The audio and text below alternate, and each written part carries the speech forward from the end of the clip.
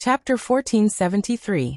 Previously, Jiang Xiaoqi had witnessed everything that had happened when Wei and the others went to the Taoist temple.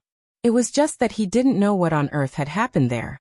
Then he saw Audiobook and a flat-chested girl walk out of the Taoist temple. Jiang Xiaoqi felt that the girl looked familiar, but couldn't recall where he had seen her before. On the other hand, the three men from the Jiogong family obediently followed behind the two of them. They didn't look right. Their faces were pale, as if they had been frightened by something. Who was this girl? Why had Audiobook come here? Curious, Jiang Xiaoqi followed them all the way to the entrance of the Holiday Inn on Old Street, muttering in his heart. So they weren't here for Yingying. To be cautious, he didn't go in right away, and only noted down where they were staying. Then he returned to where Jiang Yingying was. Old Street was now full of people from Huaguo Water Curtain Group, so it was really too easy for him, a Secretary General, to find out where they were. Yes, Secretary General, that girl is still in my shop. The manager of the cold weapons shop contacted Jiang Xiaoqi secretly. Why is she still here? The corners of Jiang Xiaoqi's mouth twitched. It'll probably be a long time. The girl bought 30 chances to throw the stone reeds, and we gave her 30 more. Just now, she threw 66 meters, and because it's an auspicious number, we gave her 66 more times. How long does she have to throw? Jiang Xiaoqi sweated. Can't you guys persuade her? We did. Moreover, the boyfriend who came with him had also tried to persuade him. It's her who won't give up. She said that if eldest miss can throw 5,000 meters, so can she, and she has to surpass her, said the manager. Hearing this, Jiang Xiaoqi was completely stunned. Hadn't he and Jiang Yingying pretended to be a couple to cause trouble back then? Why was this little girl competing with eldest miss now? Suddenly, Jiang Xiaoqi realized that in some sense, Jiang Yingying and he were quite similar. They had gone fishing, but in the end he had become the fish caught. Help me calculate how long she'll have to wait. Normally, it'll be over in 2 hours. That long? Because there aren't many stone reeds in the shop, and we have to pick them up after throwing them out. At this moment, the manager looked at Jiang Yingying's throwing record and sighed. Miss Jiang is on her 8th throw and is currently resting. But I think it's better for the Secretary General not to interfere in this matter. What do you mean? Jiang Xiaoqi was a little displeased. How could he let an employee tell him what to do when he was doing things? Because this is what eldest miss wants. The manager said, the young lady seems to have noticed the girl following us, so she asked us to find a way to keep her in the store. I can only obey. This stupid girl. When Jiang Xiaoqi heard this, a bitter expression appeared on his face. At this time, the store manager asked again, so do you have any questions now? As long as it doesn't conflict with the mission assigned by Miss, I can help with anything else. As an employee of the group, he certainly didn't want to offend either side. With no other choice, Jiang Xiaoqi could only instruct, since young Miss asked her to stay in the shop, then I'll have to trouble you to look after her. Also, help me keep an eye on that fake boyfriend of hers. He had a premonition that something might happen on the old street today, so it would be safer for Jiang Yingying to stay in the shop. The people in the cold weapon shop were all on the same side. Under the watchful eyes of the public, the fake boyfriend wouldn't do anything strange. Don't worry, head secretary. The manager nodded. Also, you have to replenish her energy. These stone reeds are very heavy. Don't let her get hurt, understand? If this girl gets hurt, I won't be able to protect you. Even if the old man gets involved, the most he can do is push you out as cannon fodder. This girl has another identity. The manager was puzzled. He looked at Jiang Yingying. She didn't look like someone who was generous. The main reason was that when Jiang Yingying was making payments, the manager accidentally glanced at the balance in Jiang Yingying's wallet on her phone. Including the fees she had paid out, the total was about 80,000 yuan. It was far less than eldest Mrs. I'll tell you, but you can't leak it, Jiang Xiaoqi said. Okay, head secretary. The manager nodded. Jiang Xiaoqi took a deep breath and said, her grandfather is Marshal Jiang. Yes, that one, the warrior sage. The manager. After the call ended, Jiang Xiaoqi felt a lot more at ease. If someone was helping to keep an eye on things, he wouldn't have to be so worried. Furthermore, this manager already knew Jiang Yingying's identity, so he didn't have to worry about his service attitude. But Jiang Xiaoqi still felt that there was something strange about the contents of the call just now. Wait. He remembered that the manager had just said that eldest miss had thrown 5,000 meters with her stone reeds. It wasn't like Jiang Xiaoqi hadn't played with that thing before. Under normal circumstances, could a foundation establishment cultivator do that? So if she hadn't cheated, then the most likely outcome was that eldest miss had hidden her strength. Of course, so far, he didn't have any concrete evidence. Jiang Xiaoqi realized that although he had come today with the goal of secretly protecting Jiang Yingying, it seemed that he had reaped a lot of unexpected rewards. Elsewhere, Wang Ling walked out of the snack shop contentedly, having used up all the lucky draw tickets. Basically, he could freely choose any of the special flavor crispy noodle snacks in this shop on Old Street. He had drawn almost 100 boxes of them, all of which were limited versions with special flavors. Because there weren't enough in the shop, 99 of them would be directly delivered to the Wang family's small villa after they were made elsewhere. So now, Wang Ling only had one box. If he had 20, he would probably be able to finish them in 2 days. The main thing was that the flavors were all different. Wang Ling didn't know why, but this crispy noodle snack flagship store seemed to have a lot of flavors that he had never tried before. I understand, so what on earth is this roasted silkworm chrysalis flavored crispy noodle snack? Are you sure this thing is edible? As they walked out, Hirogwa saw the new crispy noodle snack flavor in Wang Ling's hand, and instantly felt that it had a strong flavor. Roasted silkworm chrysalis is delicious. It's very famous in Winter City. It's full of protein. Li Yue smiled. At that moment, she saw Wang Ling take something shiny out of the crispy noodle snack. What did Wang Ling draw this time? Everyone was amazed. After all, snacks like crispy noodle snacks often had card redemption events, so it wasn't strange for small cards to appear. However, this card was simply too dazzling. It was a flash card that glowed with a golden light. Everyone calmed down. Then they saw the words engraved with a laser on the card. Old Street Holiday Hotel Presidential Suite Annual Card. Wang Ling was shocked. Nowadays, eating crispy noodle snacks also gave you a room card?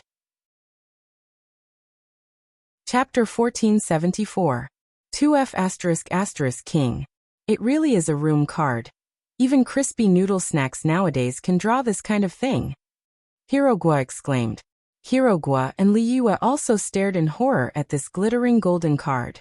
In the past, crispy noodle snacks had drawn either water margin cards or assembly cards for cooperation with some anime IP. A lot of people probably had special memories of this. After all, they were all kids from that era. Snacks that you spent money on could be wasted, but the cards inside had to be collected. Super Chun and Hirogwa both remembered the fanaticism with which they had collected the Trouser Pocket Monster assembly cards back then. Until now, they still kept those cards safely in their cabinets. It was outrageous that a childhood snack could draw a room card. Now Lotus Sun finally knew how awesome Super Chen's blessed mouth was. It had clearly been a joke, but who knew it would become a reality? How could a normal crispy noodle snack draw something like a room card? So there was no need to think about it to know that this had to be Grandpa's handiwork. For a moment, the situation was awkward. Super Chun, Hirogwa and Li Yue's minds were racing. They had all been bribed by Lotus Sun, and their main task was to break the awkwardness and secretly assist them. Well, this card doesn't seem like a bad idea as a gift for Uncle and Auntie. In any case, classmate Wang Ling hasn't bound it yet, right? I think it needs to be activated by scanning the code and registering with your ID card, Li Yue said first. Actually, Wang Ling felt that this was indeed a good suggestion. He remembered that when the two of them had been dating back then, they had often come to this old street. After Father Wang got married, it was said that the two of them had revisited this old place on what seemed to be Valentine's Day. Then Mother Wang had become pregnant with him. For Wang Ling himself, this ancient street actually had an extraordinary significance. It could only be said that Li Yue's mind worked quickly. It's pretty good. Uncle and Auntie will definitely be very happy, Hirogwa added. Super Chin. Not bad, maybe the next time Uncle and Auntie come. Lotus Sun, Hirogwa and Li Yue. Shut up. Super Chin. Thus, this matter was successfully fooled, and Lotus Sun breathed a sigh of relief. but she still wanted to ask what on earth was going on. Grandpa wasn't such a frivolous person. Without hesitation, she took a photo of the room card and sent it to Old Man Sunday. On the other side, after Old Man Sun received the news, a cold smile appeared on his face. As expected of Rongrong, she actually noticed it so quickly. He sighed in his heart. Then he clicked on the picture sent by his precious granddaughter. His old face immediately darkened. He transferred the picture to the Old Street Replacement Plan Working Group that was temporarily set up by the group's higher-ups. Old Man Sun, I asked you to put a card inside. I didn't ask you to put a room card. May I ask who is causing trouble here? Come out and admit it. Like I said, it's not a room card. Who would put such a thing in their snacks? Sigh, I knew it wasn't a room card. But old master, there's nothing we can do. The higher the rank, the more oppressive it is. This is all Brother Zhang's idea. The members of the group started to shift the blame. The corner of Old Man Sun's mouth twitched. He knew it, this Jiang Xiaoqie was up to something again. So, what was this kid trying to do? What on earth had classmate Wang Ling done to offend him? What a helpful young man. What cute dead fish eyes. Although Old Man Sun didn't understand, he was also a little angry. But Jiang Xiaoqie had worked for him for many years, after all, and he didn't want to shed all pretense of cordiality so soon. He could only privately ask Jiang Xiaoqie about the situation. On the other side, Jiang Xiaoqie was clearly prepared. It's like this, old master, this is what I think. Actually, this is a test. And also a test for classmate Wang Ling. Aren't you the least bit curious about how a hot-blooded teenager would react after seeing something like this? Jiang Xiaoqie's words caused Old Man Sun to sink into silence. After a long while, Sunny Yuan frowned and said, I don't think Wang Ling is that kind of person. Besides, looking at the current situation, it's just unrequited love for Rongrong. How could he have such crooked thoughts? You can't judge a book by its cover, old master. Jiang Xiaoqie was relentless. Then do you want to make a bet? Old Man Sun smiled. Sure, what would you like to bet on? If you lose, you're not allowed to cause trouble for Wang Ling and Rongrong in the future. Jiang Xiaoqie was silent but still nodded and said, fine deal. He knew that he had no other choice. Although the old man spoke politely, there was in fact a hidden killing intent. This was actually a warning. Although Jiang Xiaoqie was jealous of Wang Ling, he wouldn't throw away his future and career just to go against Wang Ling. It was just that if he lost this time, there would be no more chances between him and Lotus Sunday. After the call, Jiang Xiaoqie actually felt very conflicted. He suddenly looked forward to losing this bet. If that was the case, he should be able to completely sever the indecent thoughts he had about eldest miss that were hidden in the depths of his heart. Actually, he was well aware that this kind of thinking was unrealistic to begin with.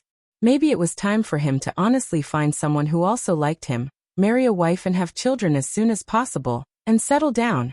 In the penthouse suite of the Holiday Inn on Old Street, Jiang Xiaoqie leaned back on the sofa and pondered deeply. At the end of Old Street's front street, the most famous store here was the most distinctive Hanfu Experience store. Before coming here, Father Wang and Mother Wang had strongly recommended it to Wang Ling. Everyone arrived in front of this time-honored experience store.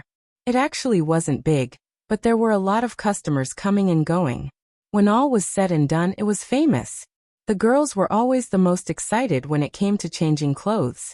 Li Yue stared blankly at the people coming out of the experience store, and whispered to Lotus Sun in a low voice, Rongrong, do you see the cutest couple in front with the height difference? I see them. Pretty, right? Pretty, Lotus Sun said.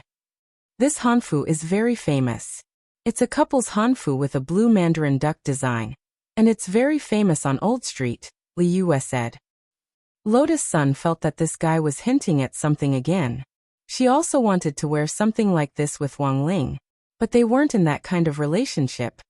The girl's eyes were full of envy as she looked at the couple in Hanfu going in and out of the store. She quickly adjusted her thoughts, then stepped in first. Everyone, let's change into Hanfu. Yue and I will pick out clothes for you three guys first. That was what she said. Actually, it was mainly for Wang Ling. When they had been at the entrance of the Hanfu store just now, Lotus Sun had immediately taken a fancy to a white hanfu hanging in a sealed glass cabinet. It was a white embroidered crane suit, all embroidered patterns and designs made of gold silk, paired with a long red belt with the finishing touch. It gave off a feeling of immortality. She imagined Wang Ling in this hanfu, and her face instantly heated up. "I think classmate Wang Ling looks pretty good in this," Lotus Sun said. "Miss, you have good taste." At that moment, a man dressed like a waiter in hemp came out of the hanfu experience store. "I'm the guide here. The hanfu that Miss just saw is called Chuyun Chuyue." As he said this, he looked at Wang Ling with a smile. "So, classmate Wang, do you want to try it?" Li Yue and the others had thought that Wang Ling wouldn't compromise so easily, and had started to prepare words of persuasion. To everyone's surprise, Wang Ling actually agreed right away. Wang Ling. "Okay." The waiter's smile didn't falter. "Then little brother, please follow me to the men's changing area over there. We'll have someone to change it for you. Take more pictures." This was the task that Mother Wang had given him. Completing the task was more important. It was just a change of clothes, that's all. About 10 minutes later, with the help of the staff in the hanfu store, Wang Ling successfully changed into this Chuyun Chuyue and walked out of the changing room. In just a split second, it was as if even the air in the originally lively hanfu experience store had frozen. For a moment, countless eyes fell on Wang Ling. They didn't know who this person in the white hanfu was. However, the immortal aura and youthful vibe he exuded instantly attracted everyone's attention. Lotus Sun stared fixedly at the brand new youngster in front of her. It was as if time had come to a standstill, and the sound of a beating heart beat rhythmically in the girl's heart. All of a sudden, Lotus Sun felt a little selfish. She actually wanted to sneak the youngster in front of her into her pocket. "Wang Ling, as expected, you are my treasure." Chapter 1475. Wang Ling's Chuyun Danue was really too stylish. He was like a teenager who had walked out of a painting. The golden white crane pattern embroidered on the lower part of the Han costume looked as if it was about to spread its wings and fly away under his feet. Lotus Sun noticed that a lot of girls in the store were secretly taking photos. Secretly taking pictures without permission was actually a very rude behavior. But Wang Ling actually didn't care.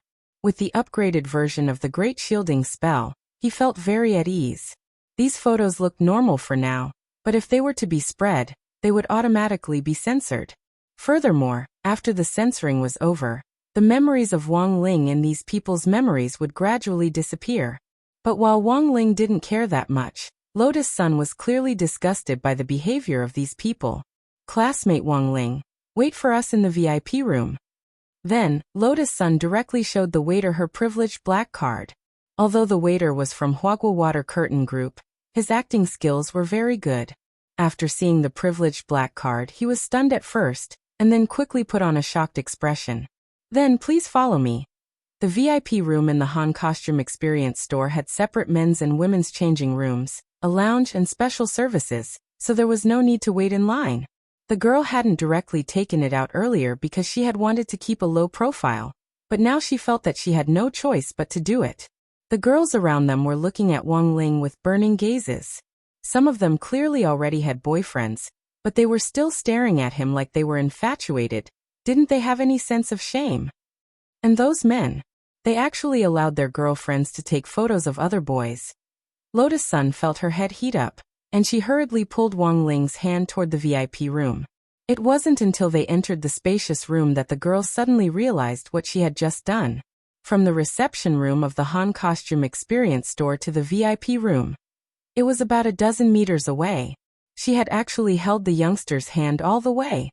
"Ah, classmate Wang Ling, I didn't do it on purpose." Lotus Sun dropped her forehead into her hand, her face red. She felt that she had been impulsive in the end. Wang Ling looked at Lotus Sun's delicate hand and felt that it was slightly sweaty. Her long fingers with distinct knuckles were holding onto his hand, as if she were holding onto something very important. When Li Yue and the others slowly entered the VIP room through the main entrance, Lotus Sun finally let go of his hand in a fluster. Li Yue laughed inwardly at this scene. The girl's reaction was really so innocent that it made her feel even more adorable. She hurriedly stepped forward to take Lotus-san's arm, breaking the awkward situation. Lotus-san was secretly glad that she had brought Li Yue with her. Lotus-san was secretly glad that she had brought Li Yue along. She had appeared just at the right time. Before Wang Rong of Sun, Ling of Fei Li and Li Ling, and said, Hua Ling, Wang Yu Long Fei, Ling and Ling to of Ling to say, Yang to of Ling to said. From his personal aesthetic point of view, he felt that this flying to the moon through the clouds outfit was just SOSO. If he had long, elegant hair, he might have been more in line with the image of a beautiful young man with an ancient style in people's minds. But long hair was a little shameful. Wang Ling felt that he couldn't do that. So was it really that good-looking? Wang Ling stared at the full-length mirror in the lounge and fell into deep thought. In the single suite of the Holiday Inn on Old Street, sitting alone on the bed, Ryoko Kimiya suddenly felt a sense of emptiness. That Ajua had actually really left her alone in the suite. Although her suite and Ajua's were only separated by a wall, Wang Ling's and Zhu Juanyang's suite had always been the same. But for some reason, Ryoko Kimiya felt inexplicably displeased. Until now, she still hadn't figured out why the replica ghost chart had rioted. What if it rioted again? What an incompetent bodyguard. Ryoko Kimiya's heart was filled with resentment. So boring. The girl mumbled as she lay on the bed, bored to death. The local variety show she was passionate about could have been used to pass the time. But she couldn't see them in Huaxiao. The walls were too thick, and she had to climb over the wall to watch a variety show.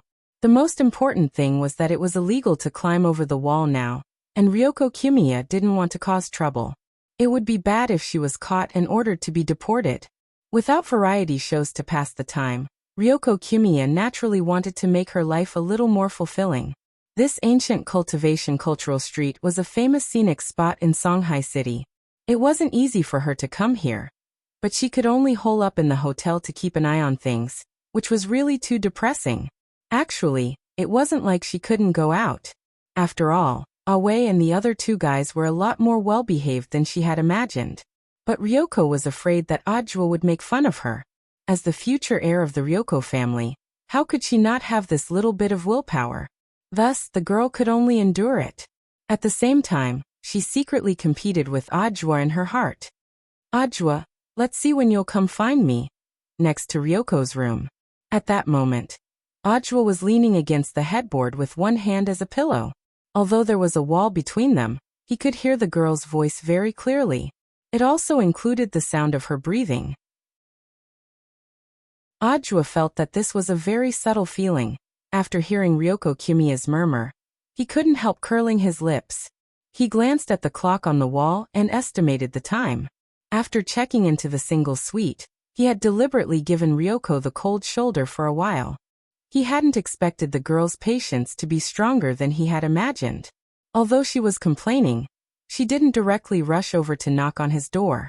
But given Ryoko's character and temper, it would probably be very difficult for her to take the initiative to look for him, right? But Ajua didn't intend to spoil her. If she really did, he wouldn't be able to spoil her. He had to be extremely patient to deal with this kind of little girl.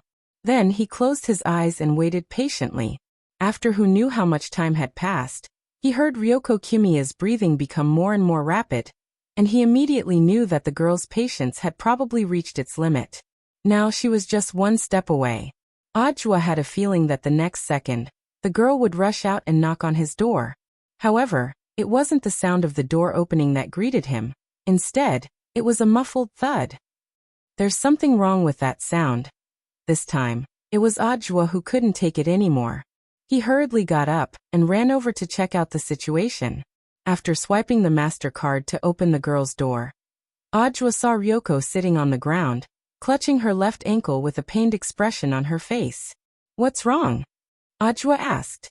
Seeing that Ryoko was silent, he made a rough guess based on the current situation. She was in a hurry to open the door, but ended up tripping and spraining her ankle? After saying that, the girl's face immediately turned red. I didn't want to go out. Ajua leaned over and couldn't help pinching Ryoko's face. Classmate Ryoko, are you an idiot? He laughed bitterly in his heart.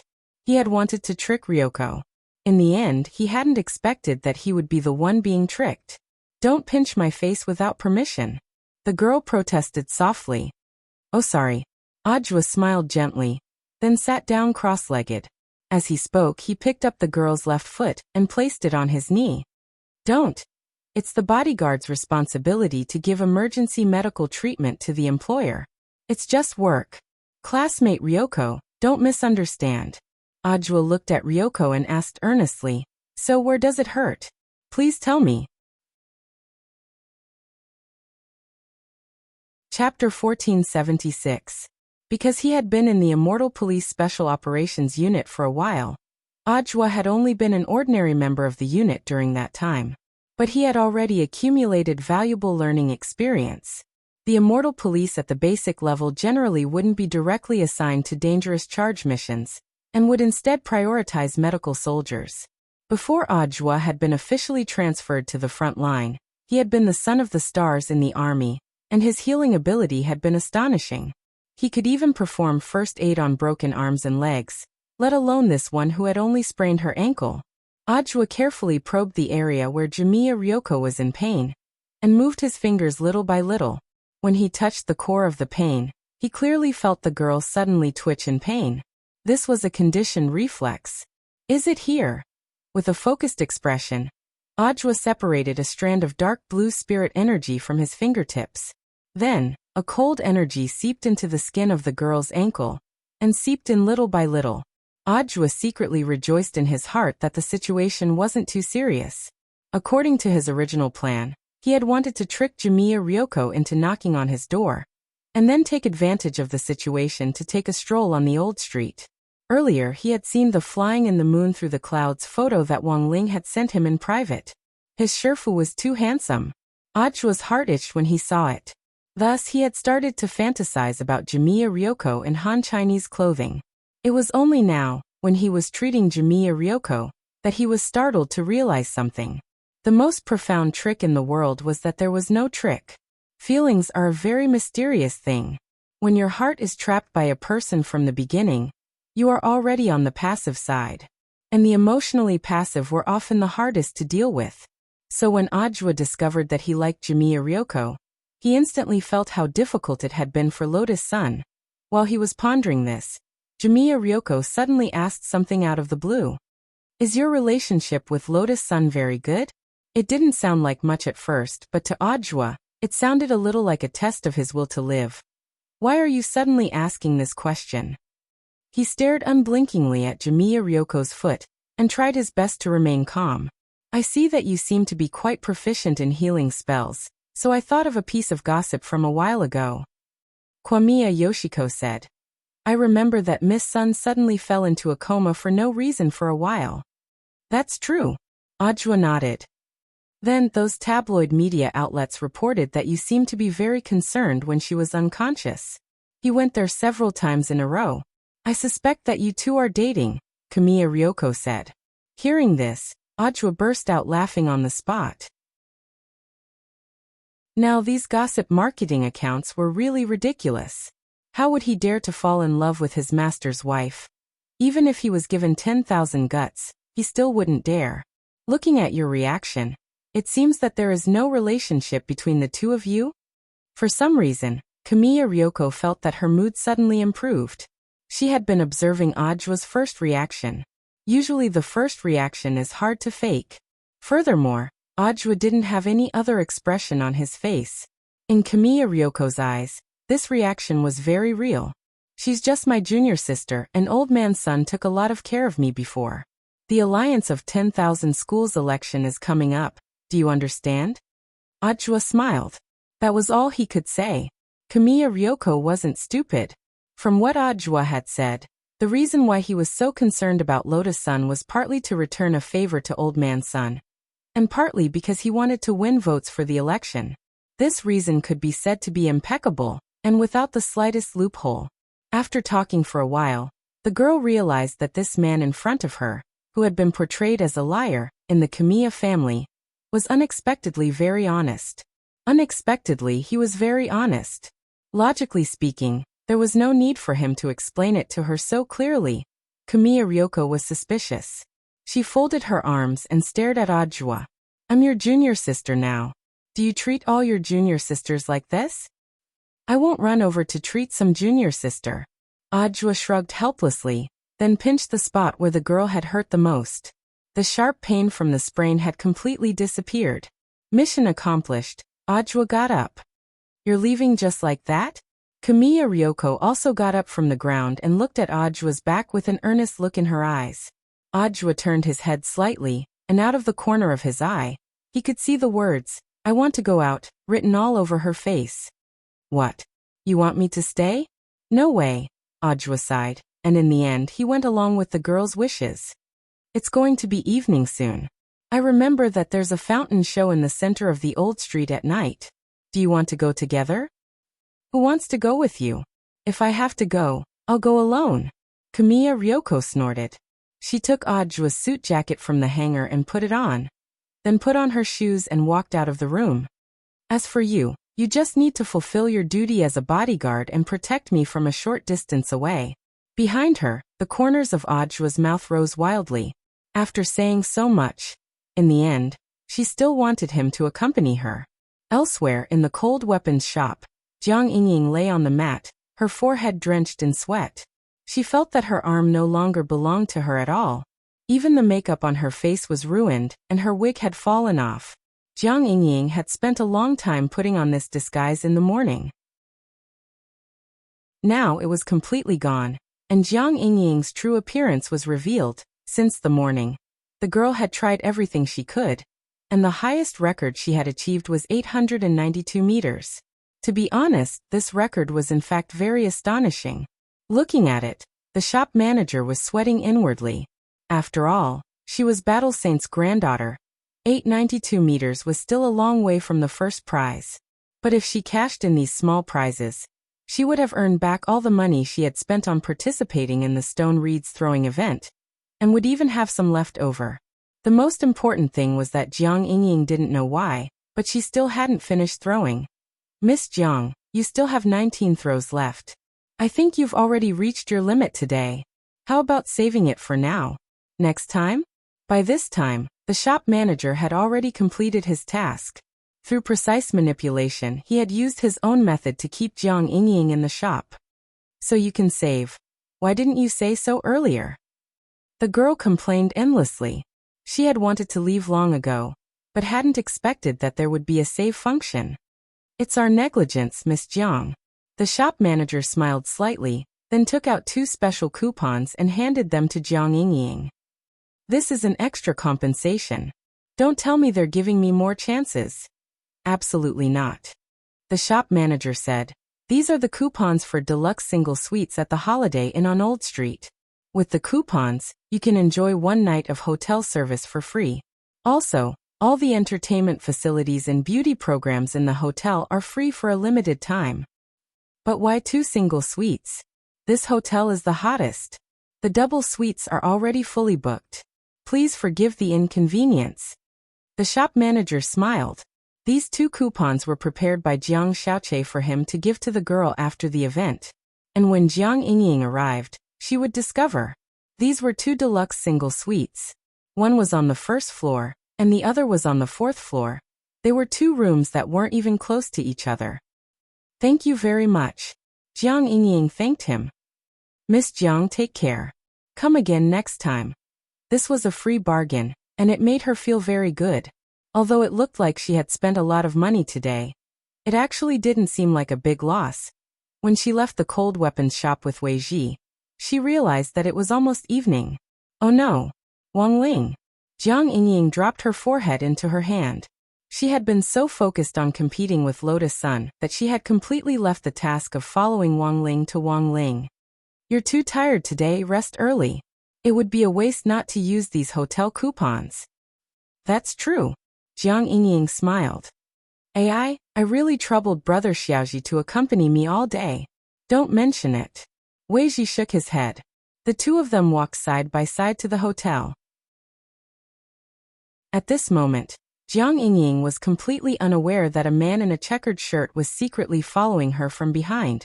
After seeing Jiang Yingying leave the cold weapons shop, the man followed her and reported the situation using a micro-communication device. Target confirmed. Are you sure it's Big Miss Sun herself? Yes. The man nodded. She just left the cold weapons shop. There's no mistake. Okay, then let's stick to the original plan. Chapter 1477. Wang Ling waited for less than 30 minutes before they came out of the changing room. For thousands of years, the overall style of traditional Chinese clothing had been light and plain. Although the style was simple, everyone looked different when they wore it.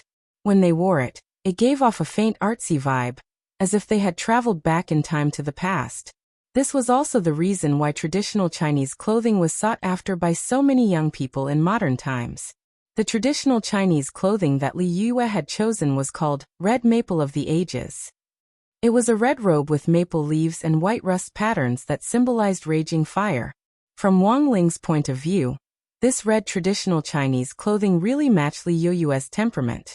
Li Yue was a sunny girl who was passionate about making delicious food and had been around fire all year round. Her extroverted personality could be felt in this simple traditional Chinese clothing. Where's Lotus Sun? On the other side, Super Chun and Hero Guo also came out. The two brothers had chosen the same style, which was called Night Waves Don't Startle, and was a set of hanfu that was mainly black with a little white underwear. But to be honest, the effect of this Night Waves Don't Startle jacket was very average on Super Chun and Hero Guo. Why did you choose this? It doesn't suit you. Li Yue dropped her forehead into her hand. Didn't I tell you before that you'd look better with red and gold? Any girl would feel helpless when it came to straight men's aesthetics. Boys usually didn't care too much about how they dressed. A lot of things were influenced by their environment, and people weren't born to dress up. It took time to develop. Everyone was different when it came to wearing traditional Chinese clothing, so Li Yue didn't think it was a problem with the clothes. It was that Super Chun and Hero Guo didn't quite fit the temperament of traditional Chinese clothing. One was a muscular, hot-blooded Chunibu teenager who was addicted to games, but didn't forget to exercise. The other was a 10-year fat homebody who was addicted to games but didn't exercise, and spent all day flirting with his parrot at home. When the two of them came out in this traditional Chinese clothing, Li Yue felt that Super Chun and Hero Guo were like the foolish sons of a landlord. She couldn't bear to look at the scene.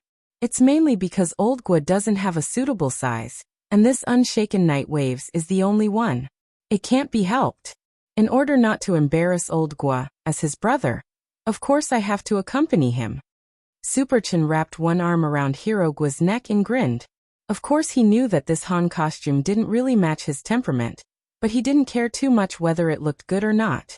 The main thing was that Super Chun didn't have the burden of being an idol. Secondly, they weren't the main characters tonight. Moreover, even if he really found a suitable Han costume, Super Chun felt that the upper body effect was far worse than Wang Ling's. That flying to the moon through the clouds was really too imaginative. When Wang Ling had come out of the changing room earlier, even Super Chun had been staring at it. In essence, people would always cast their eyes on beautiful things without hesitation. Even a straight man like him had fallen for it. So it wasn't hard to understand why the girls who took out their phones to take pictures would behave in such a rude manner. So in the locker room, he and Hero Guo had already come to a decision. Later, when they were watching the fountain show, he would find an excuse to slip away and leave the scene to Boss Sun. There were many people looking at the fountain. With so many eyes, it wouldn't be unusual for them to get separated from the crowd. At that moment, Wang Ling sighed in his heart. He knew it. These two traitors couldn't be relied on. About 3 minutes later, Lotus Sun's voice suddenly rang out. Sorry to have kept everyone waiting. The girl was wearing a dark blue Han costume with a sparkling blue top, and a spotless white skirt that was like a bright moon in a calm lake. Everything perfectly reflected the original name of this Han costume. Bright Moon Glass. Super Chun and Hero Guo's eyes were glazed. At that moment, they felt that Lotus Sun was like Lu Li who had walked out of a painting, causing their emotions to ripple slightly at first before swiftly sinking into a kind of tranquility. It gave off the sense of time stopping and the beauty of life. How is it? Doesn't look good, does it? Lotus Sun had a round bright moon fan in her hand. This was a small accessory that went with the Han costume. The actress shyly hid her expression as she stared fixedly at the youngster in white in front of her. Wang Ling's expression, however, didn't show much surprise, because he could actually imagine Lotus Sun in a Han costume. Clothes made the man, and clothes could indeed give a person a completely different kind of spirit. But the most important thing was that a person had to be good-looking. When a person's good looks had already reached saturation, they would still be saturation even if they changed their clothes, so Wang Ling didn't know how to evaluate her. On the other hand, Hero Gua and Super Chen sighed endlessly from the bottom of their hearts. Wang Ling, aren't you going to say something? Seeing that Wang Ling hadn't replied for a long time, Li Yue was a little anxious. She cleared her throat and lectured him in the tone of an elder sister. When a girl needs to be evaluated, you should. That's the most basic courtesy. Somehow Wang Ling felt that this segment was a little like a survival test. In any case, it was a compliment. He didn't know how to say it, but he did know some truth. At that moment, Wang Ling looked at the girl and said, "She's pretty to begin with." This was indeed what Wang Ling thought was the truth, but when he said it, Lotus Sun's face instantly turned scalding hot. She hadn't expected Wang Ling to actually say this. In a split second, the girl felt as if her heart had been ruthlessly struck by something, and she immediately used the round fan to cover her shy face. Li Yue saw that the back of the fan seemed to be smoking. "Are you satisfied now?" She moved her face closer and whispered to Steam Beauty behind the fan. The girl's face couldn't help turning even redder. Then Li Yue turned her gaze to Wang Ling. The youngster in front of her had a calm and unperturbed expression on his face. Crossing her arms, Li Yue felt a little gloomy, and suddenly felt that Wang Ling's wooden nature was hopeless. She muttered helplessly in her heart, "So he really doesn't know that he's very seductive." After everyone had changed, it was time to enjoy the night fountain show. The Dragon Spring Fountain on Ancient Street was very famous and had been around for a long time. It had been built by an emperor in the old era to please his beloved concubine. The entire fountain was the size of 2 basketball courts, and had a total of 88 bronze dragon heads, which was why it was called Dragon Spring. As for the fountain's water source, it was drawn from Dragon Tooth Mountain on the side. This was a huge project, and had once been regarded as a symbol of the emperor exploiting the working people at the bottom of the hierarchy. But at some point, the Dragon Spring on Ancient Cultivation Cultural Street had become an internet sensation. Even the story had changed. It had become a wonderful and touching love story between an infatuated emperor and a pure concubine. With this change, Dragon Spring had instantly become a famous tourist attraction. Touching the dragon head, tossing a coin, and praying for blessings by the fountain had practically become an essential part of the fountain show. "I've prepared some coins. Everyone make a wish before the fountain show starts," Li Yue said at that moment. She distributed the 1 yuan coins to everyone one by one. Wang Ling imitated the passers-by on the side, and first touched the bronze dragon head next to the fountain. In the end, when he touched it, he realized that his dragon head wasn't the same as the one next to it, because the dragon horn of the dragon head he touched had already been rubbed flat. It was okay that it had been touched bald. Wang Ling sighed in his heart. He just touched it lightly, and then set up a timed repair spell for the dragon head he had touched. Since he was able to touch the dragon head, it was fate for this dragon head. Wang Ling felt that he had done a good deed by fixing it. After setting up the timed repair spell, everything was set. When no one was paying attention to the dragon head, its dragon horn would grow out while no one was looking. Then, Wang Ling imitated the others and gently dropped the coin into the fountain. He didn't dare directly toss the coin like some people. If he used too much force, the coin would be as powerful as a nuclear torpedo. Then, it was time to close their eyes and make a wish. Wish. The sound of a clear spring. Super Chen made rapid progress. He made a wish and shouted at the same time, startling the people nearby. When all was said and done, he was a veteran player of 10 years of toxic milk powder. On the side, Hirogua laughed. This was a game meme that only those who understood would understand. Then he also closed his eyes and started his own wish. Looking at the pious expressions on the faces of the people around him, Wang Ling pondered his own wish. Actually, there were times when people just made a wish to give themselves psychological comfort, so that they could put down their burdens and move on. There were actually a lot of rumors about the efficacy of the dragon spring. Wang Ling wasn't sure whether they were true or not. After all, businesses nowadays would do anything to hype up tourist attractions. Fabricating a beautiful fairy tale-like story was already considered kind. A while ago, a scenic spot called Sky Realm had appeared, which was claimed to be the first in the country, and had been produced at a huge cost. The Sky Realm, in the promotional poster for the scenic spot, was a combination of blue sky and white clouds that looked like a dream. But in reality, the real classic was just a few mirrors covered in muddy shoe prints on a pond. This was the real difference between a buyer's show and a seller's show. But whether it was useful or not, when it came to making a wish, it was better to believe it was real.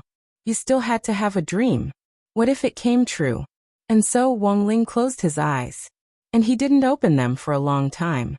The main thing was that he had a lot of wishes. Classmate Wang Ling, you must be wishing to eat crispy noodle snacks with different flavors, right?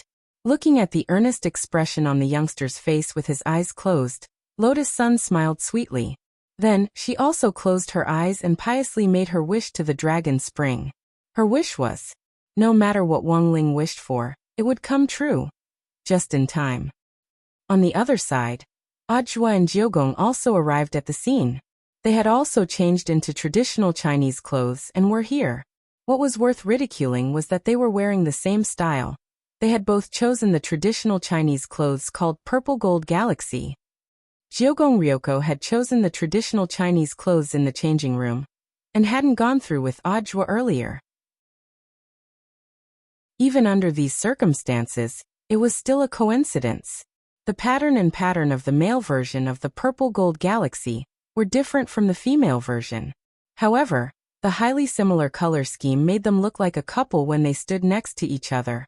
Was it a coincidence? Of course not. There were so many styles of traditional Chinese clothes. How could they possibly choose the same one? It was just that Ajua had asked a good brother to help him ask around when Jiogong Ryoko was choosing her clothes. Of course, Ajua couldn't expose such a small trick. As soon as he came out, he had a flabbergasted expression on his face as he lamented that his and Jiogong Ryoko's train of thought were similar, and even embellished the story with phrases like, a match made in heaven, and a telepathic connection. This had directly caused the girl's face to flush red until now. Of course, in this case, she just needed to change into a new set of traditional Chinese clothes. But Jiogong Ryoko felt that since there was nothing between them, there was no need to hide it too much. And it was better to be more open. To be honest, she didn't know why she had thought of that magical logic at that time. It wasn't until she was wearing the same style of traditional Chinese clothes as Ajua on the street that Jiogong Ryoko wanted to slap herself. I'm telling you, don't get too close to me. It's too easy for people to misunderstand. Jiogong Ryoko muttered by the fountain. There was a hubbub of voices nearby, but it was very easy for Ajua to distinguish Jiogong Ryoko's voice among them. But he deliberately pretended not to hear her, and just smiled at the girl in front of him. What? He was a little taller than Jiogong, and from this angle, this girl's slightly soft and cute voice was like a cat's paw, tickling Ajua's heart. I'm telling you, don't get too close to me, otherwise people will misunderstand. Jiogong Ryoko tried to speak a little louder. What? You want me to get closer to you? Okay. Shameless. The corners of Jiogong Ryoko's mouth twitched. She was sure that Ajua had heard her 100%, and was definitely teasing her.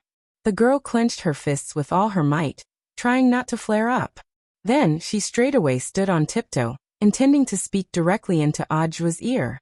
At this distance, this old liar would definitely hear her. But what Jiogong Ryoko didn't expect was that just as she stood on tiptoe, Ajua also lowered his head, intending to fish out a coin from his pocket. At this moment, the foreheads of the two of them lightly touched each other. In an instant, Jiogong Ryoko blushed beyond belief. She abruptly turned her back on Ajua. What's wrong? No, nothing. Am I too close? Forget it. There are too many people. Let's just do this. After saying that, the girl added, when there are fewer people, stay away from me immediately. Got it? Got it. Ajua smiled dotingly. Chapter 1478. At 8:30 that evening, the Dragon Spring in the central square of Old Street started its dreamlike fountain show on time. 88 dragon heads slowly raised their heads in front of everyone's eyes. And many people who were watching the Dragon Spring for the first time were amazed. This was one of the famous scenes before the start of the Dragon Spring fountain show, also known as the dragon raising its head. But it wasn't modified by modern technology, but by exquisite ancient craftsmanship.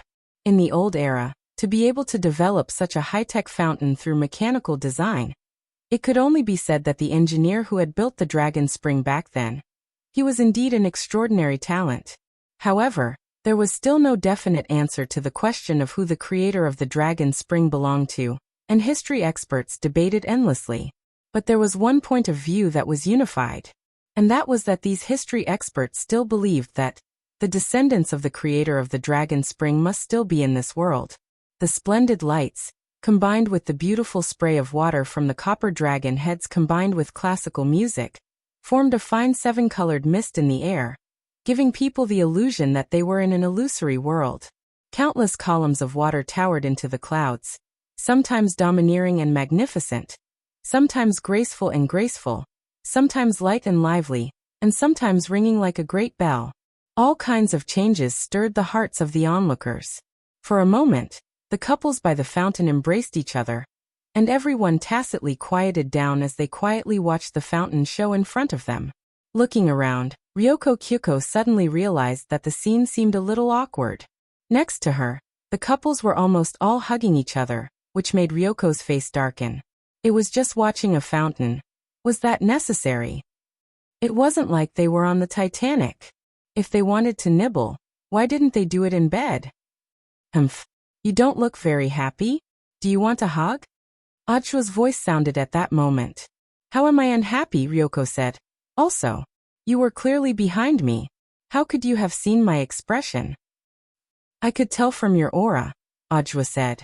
That's the benefit of having a high cultivation level. Don't be too pleased with yourself, old liar. I'm still suspicious of you, the girl said. Do you think it's possible to cultivate to my level of fighting strength in 6 years? Ajua smiled with a relaxed expression on his face. What if you have a fortuitous encounter? Who knows? Ryoko Komiya pouted and snorted. So now you're avoiding my question? Ajua asked. What problem? Ryoko Komiya pretended not to know. I asked you just now if you wanted a hug? Ajua stepped forward. Don't move. Sensing that Ajua's aura was getting closer, Ryoko instantly panicked a little. With a red face, she warned him in her own way. Don't come near me. I really will be angry. Alright, I understand. Ajua stepped back and raised his hands in surrender. Sigh, as expected of Yoshiko. Even when she was angry, she was still so cute. As the saying went, haste makes waste. Ajua had plenty of patience for this. I've mentioned it before. Know when to relax. This was Ajua's first love rule for Ryoko Komiya. At that moment, Ajua turned his gaze to the other side. But when he saw that Wang Ling's eyes were still closed, he was stunned. This wish was perhaps a little too long. But very quickly, he realized what on earth was going on. It must be because the surrounding couples were hugging each other, causing Master to fall into an awkward situation. And the worst thing was, even Lotus Sun seemed to be surrounded by people. The two of them weren't far from each other, but there were couples all around them, and they were sandwiched in the middle like a game of Go. It was very obvious that Hiro Gua, Super Chun and Li Yue had retreated in time, leaving the space for the two of them. But they had underestimated the number of couples around Long Quan. The situation doesn't look good. I have to think of something. He had come to the old street this time mainly because he had been ordered by Wang Ling to help them out. Although he was flirting with Ryoko Komiya, he still hadn't forgotten the task Shifu had given him. He could only go over first. Ajua himself wasn't afraid of embarrassment. He then took the initiative to walk in Wang Ling's direction. Sensing that Ajua's aura was getting farther away, Ryoko hurriedly asked, Where are you going? I'm going to the bathroom. Do you want to follow me? Who wants to follow you? The girl snorted. Out of the corner of her eye, she looked in the direction Ajua was leaving in. and her intuition told her that things weren't that simple. So, should she follow him and take a look? Ryoko was conflicted. She took about 3 seconds to think, and finally took a step forward. Of course, where this guy was going had nothing to do with her. But wasn't it normal for an employer to supervise a bodyguard's work? Thinking this, the girl seemed emboldened, and she began to move forward bravely. Her steps were firm and confident. At the same time, eldest Miss Sun, who was trapped among the couples, was troubled by the situation in front of her. As soon as the fountain show started, the couples nearby had all swarmed forward to get a better look, and had instantly separated her and Wang Ling. She was now surrounded by couples, and although she could sense Wang Ling's aura not far away from her, the situation was still very awkward. And most importantly, almost all the couples around her had started to nibble at each other's cheeks. The impact of this scene was undoubtedly a critical blow to a girl in unrequited love, and most importantly, she couldn't choose this moment to disturb others, as that would be too rude. "Sorry, please excuse me." At that moment, a familiar voice rang out. It was as if she had heard the voice of her savior. She saw Audiobook coming toward her and greeting the couple in front of him who were nibbling at each other's necks. The couple looked very unhappy at being disturbed.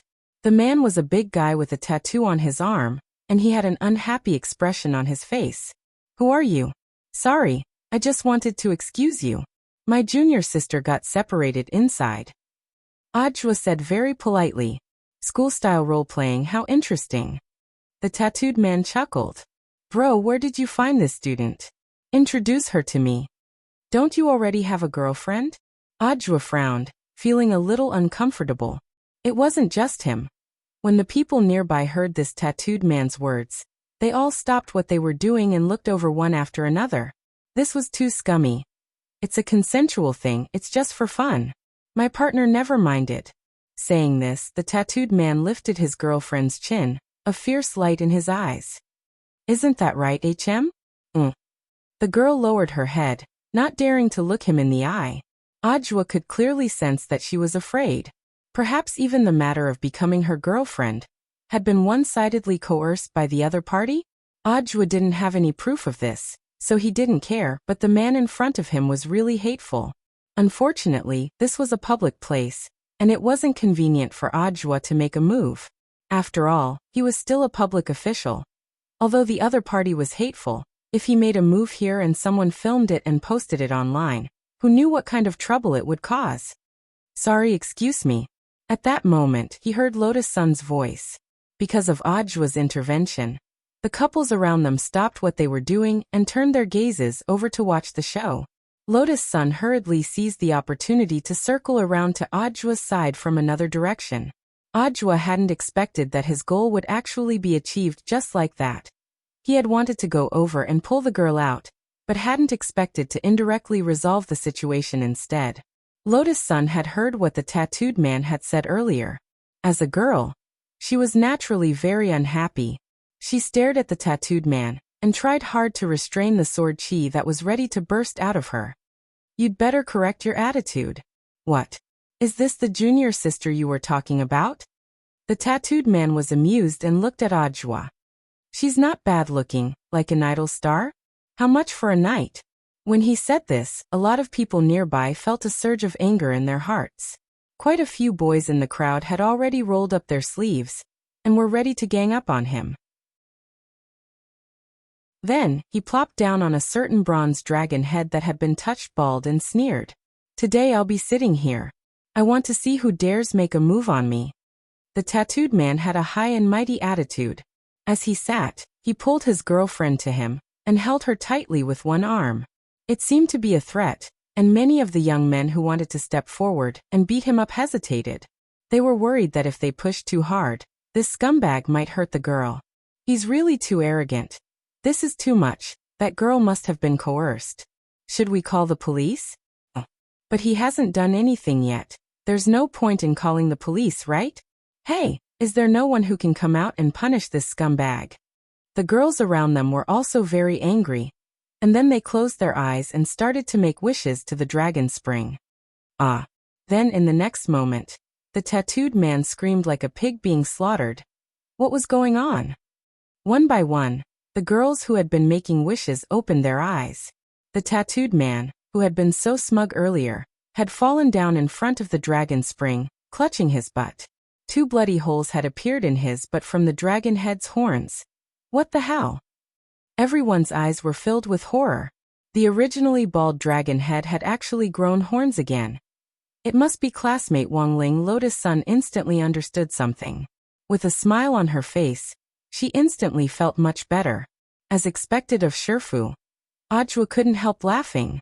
He then gently tugged at the corner of Lotus Sun's hanfu and said in a low voice, "Junior Lotus Sun, there are too many people here. Shifu has already gone out. I think he has something for you." "Ah, Wang Ling, he wants to give me a present?" The girl was pleasantly surprised. "You'll know when you go out and take a look. Let's go." Ajwa smiled, then took the girl's hand, intending to lead her to where Wang Ling was. This scene was witnessed by Ryoko. Chapter 1479. The tattooed man's situation was even worse than everyone had imagined. The dragon horn was a little long, and it had directly pierced through his butt. Furthermore, the angle at which the dragon horn had grown was too tricky. Everyone couldn't help sighing in their hearts. This was probably the legendary ball will burst.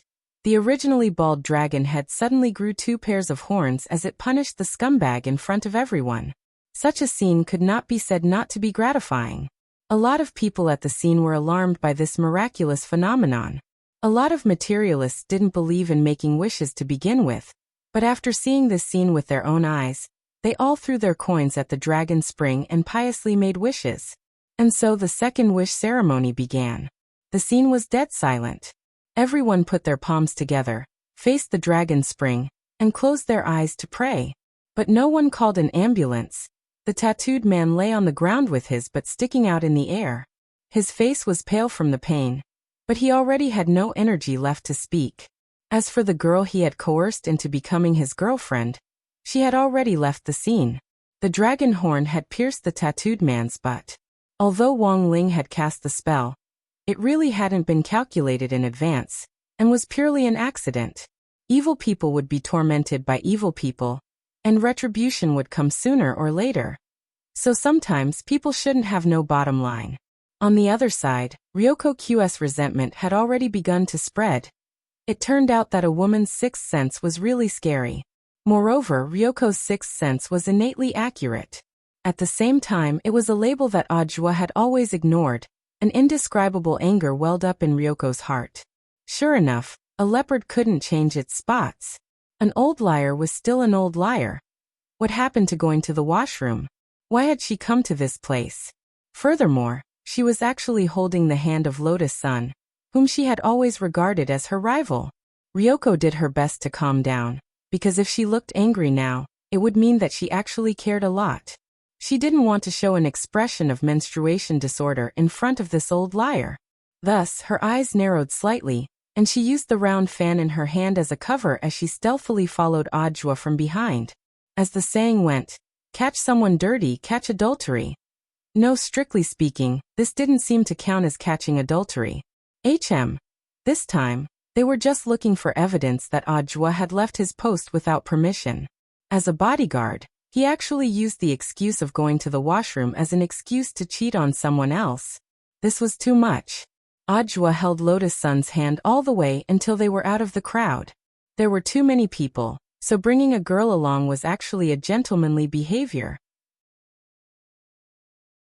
The main thing was that they were already very familiar with each other, so they didn't have any strange ideas or thoughts about each other. Of course, that was if Wang Ling was the one holding her. That would be different. This short 10-some-meter walk away from the crowd was enough for Lotus Sun to conjure up a 100,000-word romance novel. Senior Ajwa, don't you feel a little cold? As they walked, Lotus Sun suddenly felt that something wasn't right. I really didn't expect there to be so many people today. It's probably because he left the crowd. Ajwa said. It was mainly because they had just been watching the fountain show inside. The crowd was crowded together, and it was indeed a little stuffy. Come with me, Shifu is still there, said Ajwa. He had nothing else on his mind now, and just wanted to bring his Shifu over as soon as possible, and then quickly returned to Kyuya Ryoko's side. The direction they were heading in actually happened to be in the direction of the washroom. Ajwa had calculated the time it would take to get there and back. It was a pity that the incident with the tattooed man had delayed them a little. Otherwise, he would have brought the girl there long ago. As the two of them moved forward, Kyuya Ryoko stealthily followed them. She knew that Ajwa could sense her aura, so she didn't dare get too close, and just observed what was going on in front of her from a distance. Halfway there, Lotus Sun suddenly stopped. "Senior Ajwa, did you hear something? I think I heard someone talking about me." "No way." Then Ajwa also paused. "It's coming from the southeast." Lotus Sun frowned slightly. Carefully distinguishing the sound, he finally confirmed its direction. It was coming from 2nd Street, the ancient cultivation cultural street. Moreover, the voice was clearly coming from a mobile phone. It was a person communicating with the person on the other side of the phone. "When on earth can we send the blackmail letter?" "There's no hurry. Eldest Miss Sun is a valuable hostage. Keep an eye on her. We'll be there soon.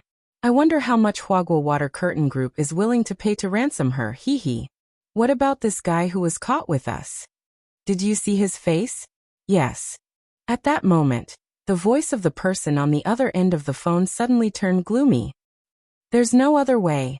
Find someone to take him to a deserted place and kill him. Make sure he's clean." "Got it." That was the end of the call. "I've been caught." Both Lotus Sun and Ajwa were baffled. The kidnappers of unknown origin hadn't expected Lotus Sun, who was standing several hundred meters away, to hear their conversation loud and clear. Amplifying one's hearing was actually very uncomfortable, because all kinds of sounds entered one's ears. In fact, it was an instinctive reflex. The girl had heard the term, eldest Miss Sun, many times, so she naturally reacted. At first, she thought that someone was talking about her, and out of curiosity, she amplified her hearing. In the end, after some probing, Lotus Sun realized that she seemed to have learned something incredible. Frowning, Ajwa suddenly thought of something. "I think they might have caught the wrong person." "That's right. It's classmate Jiang." Lotus Sun quickly understood. "Classmate Jiang does look a little like me. Then there's no mistaking it." At that moment, Ajwa opened his eyes. "I know. Classmate Jiang brought brother Wei Ji here today, but their auras have already disappeared. They've probably been locked up somewhere by these kidnappers." "Then what do we do now?" Lotus Sun was a little anxious. "There's no other way. Junior Lotus Sun, hurry and meet Shifu. Leave this matter to me," Ajwa said at that moment. The situation was critical, and he was about to move, when the girl pulled him back. "Senior, wait. Do you have something to tell me?" "I think I should handle this matter," Lotus Sun said. She actually didn't like Jiang Yingying very much, because she kept trying to get close to Wang Ling. But if she put Jiang Yingying in danger, that wasn't what Lotus Sun wanted to see. Since this group of kidnappers had been after her from the beginning, as long as she went over, maybe they would give up on hurting Jiang Yingying and Wei Ji.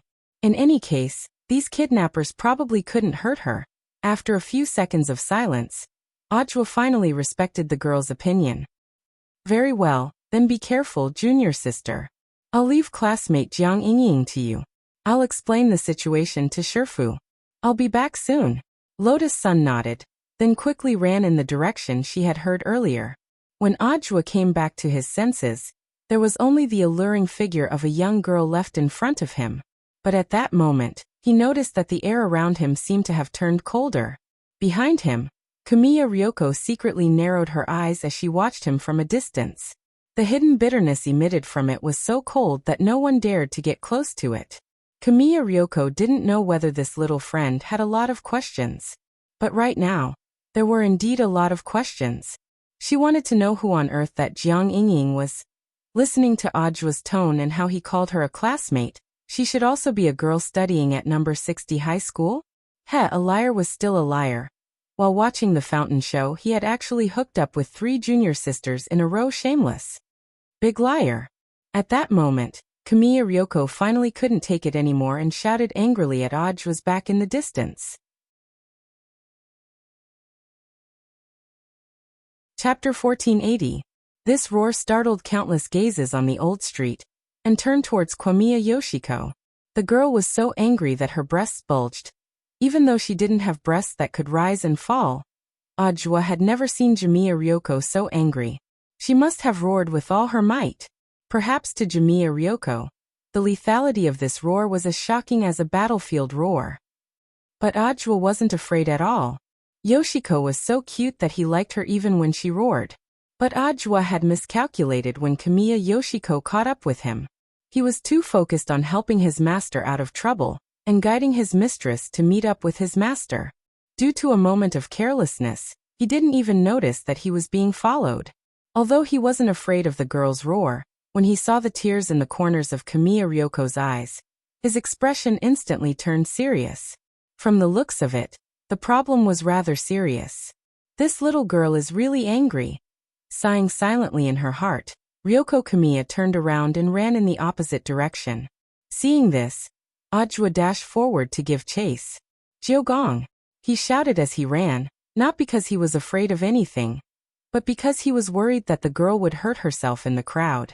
As he chased after the girl, for some reason, Ajwa felt a sense of déjà vu from a TV series. There seemed to be such a chase scene in many youth blockbusters.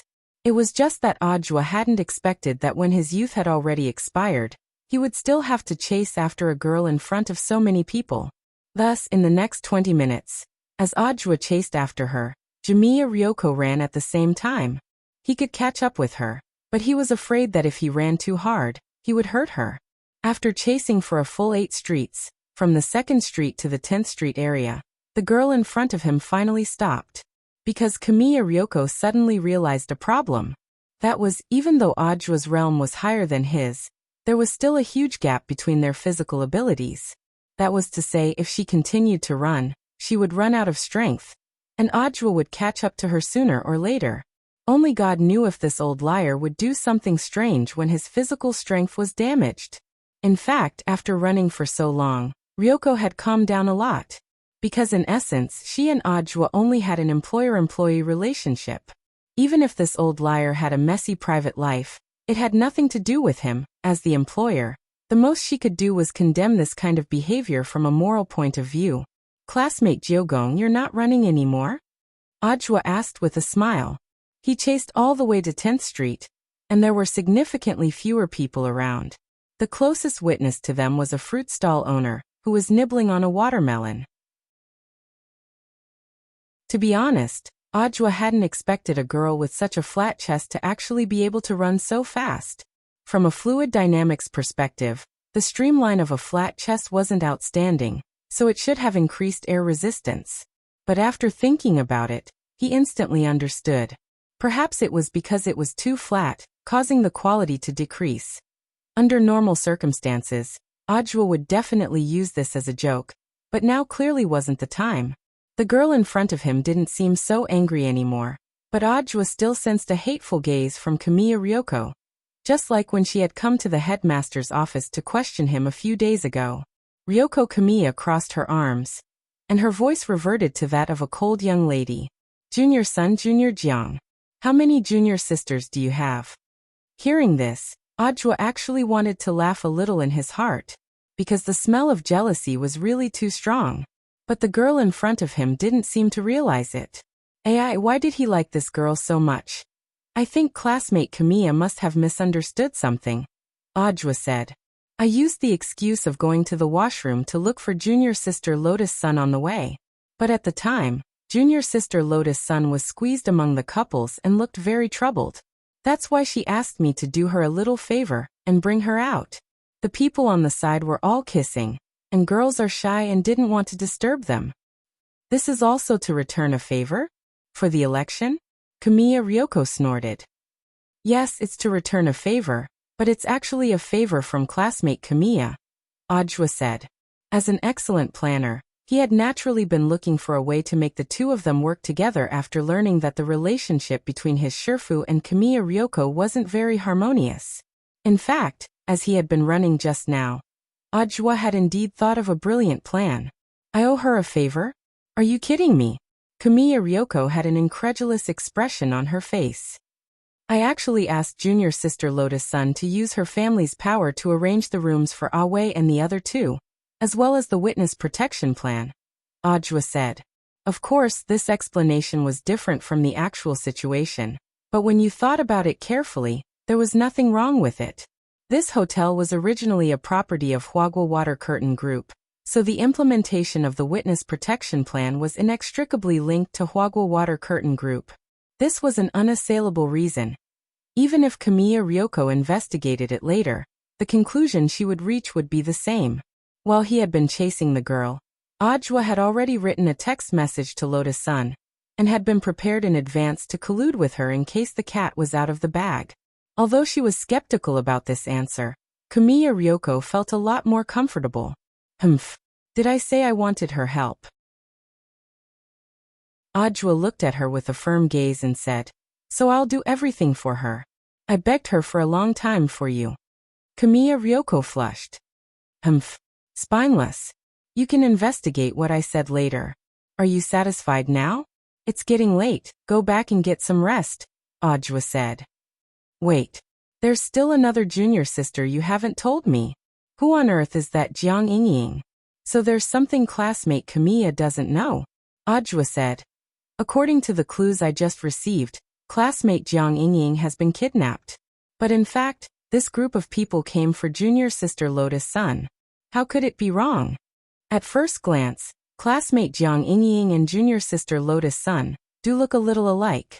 Junior sister Lotus-san is now using her family's power to negotiate with the kidnappers, Audra said.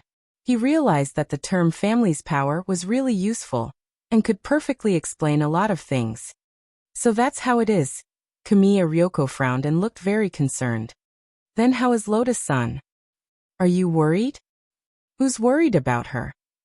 I just want to return the favor. Now that the matter had been cleared up, Kamiya Ryoko's mood had already returned to normal. She snorted like a proud black swan as she strolled in the direction of the hotel. Then go back. As the employer, I'll give you special permission to pay more attention to the kidnappers tonight. Yes. Audra held back his laughter. Before leaving, he glanced at the fruit stall on the side of the road. Do you want to buy some fruit? Kamiya Ryoko glanced at the fruits on the stall and said disinterestedly, you decide. She actually had an idea. She mainly wanted to see if Audra's favorite fruit was the same as hers. Then durian. Audra cupped his chin and thought seriously for a moment before he said this. He didn't know that this might be the worst decision he had ever made in his life. Chapter 1481. Hearing the word durian, Kamiya Ryoko's expression brightened. Ah, you like durians too? To be honest, the girl was a little touched. After all, a lot of the people around her thought that durians were very smelly, and even the servants usually hid far away when she ate them. She hadn't expected Audra to have the same thoughts as her, and also like to eat durians. Isn't durian the most fragrant fruit in the world? At that moment, he looked at the girl with a smile in his eyes. Kamiya Ryoko's eyes instantly lit up. Although it was just a flash, it was already very rare for this rare expression to appear on Kamiya Ryoko's face. How much is this durian? Audra asked the melon-eating stall owner as he crouched down. At the same time, he looked around and carefully picked out what he wanted. He realized that this fruit stall was not only down to earth, but also very rich in variety. There were even several different kinds of durians. Strange, can you set up stalls casually in your country? The girl asked curiously at that moment. The melon-eating stall owner put his hands on his hips and wiped the watermelon juice off his mouth with a handkerchief as he smiled honestly. Little girl, you don't understand. This is called the stall economy. Now, it's very helpful for people's livelihood, but you have to pay attention to the cleanliness of the stall and take the trash with you when you leave. I see. Kamiya Ryoko nodded. Cultural differences weren't actually scary. What was more important was respect and understanding. Kamiya Ryoko had been longing for a country with a long history and culture like Huaxiao Nation since she was a child. One person's life was just a drop in the ocean compared to the long river of a country's history. Huaxiao Nation's rich cultivation culture was one of the reasons why it had always attracted cultivators from all over the world to visit, travel, and learn. I know this is an ordinary durian, but what's that red durian? Ajwa suddenly asked at that moment. That's a new product, full name flame durian. It tastes a little sweet and spicy. Sweet and spicy, how can it taste good? I don't know if it tastes good, but it does sell very well. The melon-eating stall owner looked at Ajwa and took the initiative to tell him the truth. Actually, a lot of people buy this flame durian to kneel for their men at home. If they break the skin on their knees while kneeling, the spiciness of the flame durian will directly penetrate their skin. I see. Ajwa smiled. Then it's fine. The main thing is that I've never tried this new item before, so I'll just have a normal one and a new one. Just pick the biggest and freshest one for me. All right. With a shout, the stall owner skillfully packed up the items for Ajwa to take back. On the way, Kamiya Ryoko suddenly thought of something. She looked at Ajwa and asked, "Well, you should be able to split a durian with your bare hands, right?" Of course. Ajwa laughed. Furthermore, this was in front of Kamiya Yoshiko, which made him seem a little light-hearted. Given my current fighting strength, I can do more than split it with my bare hands. When I get back, I'll kneel for you. You can break a durian. Ryoko raised her eyebrows. Of course. Ajwa was very pleased with himself. Little did he know that this was probably the second wrong decision he had made in his life. Elsewhere, Lotus Sun, dressed in a blue and white hanfu, was swiftly approaching her destination. Enveloped in the faint moonlight, the young girl looked even more brilliant. She was like Luli under the night sky. Her whole body exuded a moving spirituality, and anyone who saw her couldn't help taking a second look. Unfortunately, Wang Ling wasn't by her side now. The young girl could only be beautiful on her own. She was a little anxious. If she couldn't resolve Jiang Yingying's matter, she wouldn't be able to reunite with Wang Ling. It had clearly been so hard for her to find a chance to be alone. At that moment, the difficulties and bitterness in her heart converged into one. It was too hard for her. But this had all started because of her, so she felt that she had to take responsibility. This was the responsibility that every teenager should have. This is the place. This was a dark alley on 2nd Street. It was very narrow, and there was only a gap about 10 centimeters wide. There was no way to get out of here through normal means, but the sound just now had indeed come from here. The young girl released her sword chi and used it to magnify her senses to investigate. Sure enough, she found traces of magic on the walls to the left and right of the gap. Is it the Paperman spell? She frowned slightly. This was actually a type of bone-shrinking spell, but it was much more difficult to operate. The inspiration for this spell came from the 2D papermen, husbands, wives, and so on that were currently popular on the market among otakus. And so, the Paperman spell was born. Although Lotus Sun was strong in battle, she was still lacking in the practical application of many spells. She didn't know how to use the Paperman spell, she just had some understanding of it. Inger, I'll leave it to you, the young girl said at that moment. She needed to directly pass through the gap to take a look. There was a flight ban over the old street, and flying over it on a sword wasn't allowed. Not only would she be fined, it would also be easy for the bandits to notice her. Sun Yinger reacted quickly, and her shadow could easily pass through the gap. After she passed through, she swiftly switched positions with her original body, and completed a magnificent, heaven and earth great shift. It seems that I still have to study hard from now on. Although she had successfully completed the shifting shadows, the young girl's heart was a lot heavier. Although she was indeed very strong now, most of that had come from Mysterious Sea. There were still areas that she needed to improve, and she absolutely couldn't become arrogant and complacent because of this. There was no end to learning, and as expected, she still had a long way to go. After smoothly passing through the narrow gap, Lotus Sun discovered that the world outside was actually an empty abandoned factory. There was a mottled smell of rust and unpleasant chemicals in the air, which mixed together to irritate the throat and nose. Lotus Sun quickly reacted. She had been tricked. It had seemed to be a trap from the very beginning. The other party had meticulously set it up, deliberately letting her hear that Jiang Yingying had been kidnapped. and then knowing that she would definitely find her way here. Thus, they had set up a transmission channel behind the narrow gap that could quickly change space, allowing Lotus Sun to instantly arrive somewhere else. This wasn't something that ordinary kidnappers could do. At that moment, Lotus Sun frowned deeply and couldn't help but raise her guard. It seemed that these kidnappers were stronger than she had imagined. At that moment, a slightly hollow voice rang out.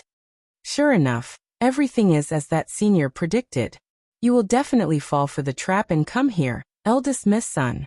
In the darkness, a burly man about 3 meters tall wearing a black trench coat slowly walked out. He held a large knife in one hand, and in the other was the unconscious Jiang Yingying, who was held up like a little chick. Lotus Sun sensed the aura of this burly kidnapper, and felt that his scent was a little strange. You don't seem to be human. The burly man laughed loudly. I underestimated you, Miss Sunday. I didn't expect you to even know this. At that moment, Lotus Sun let out a small sigh of relief. If he wasn't human, this was indeed a great relief, because killing aliens wasn't illegal.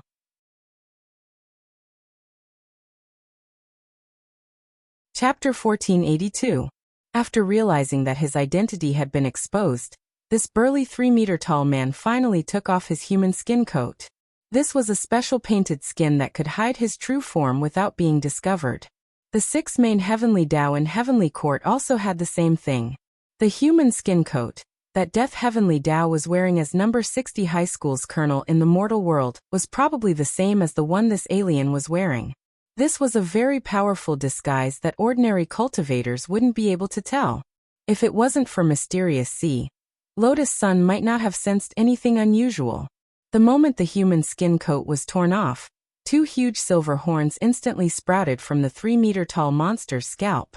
These silver horns were densely covered in whorls, and gave off a strange luster as they curled backwards.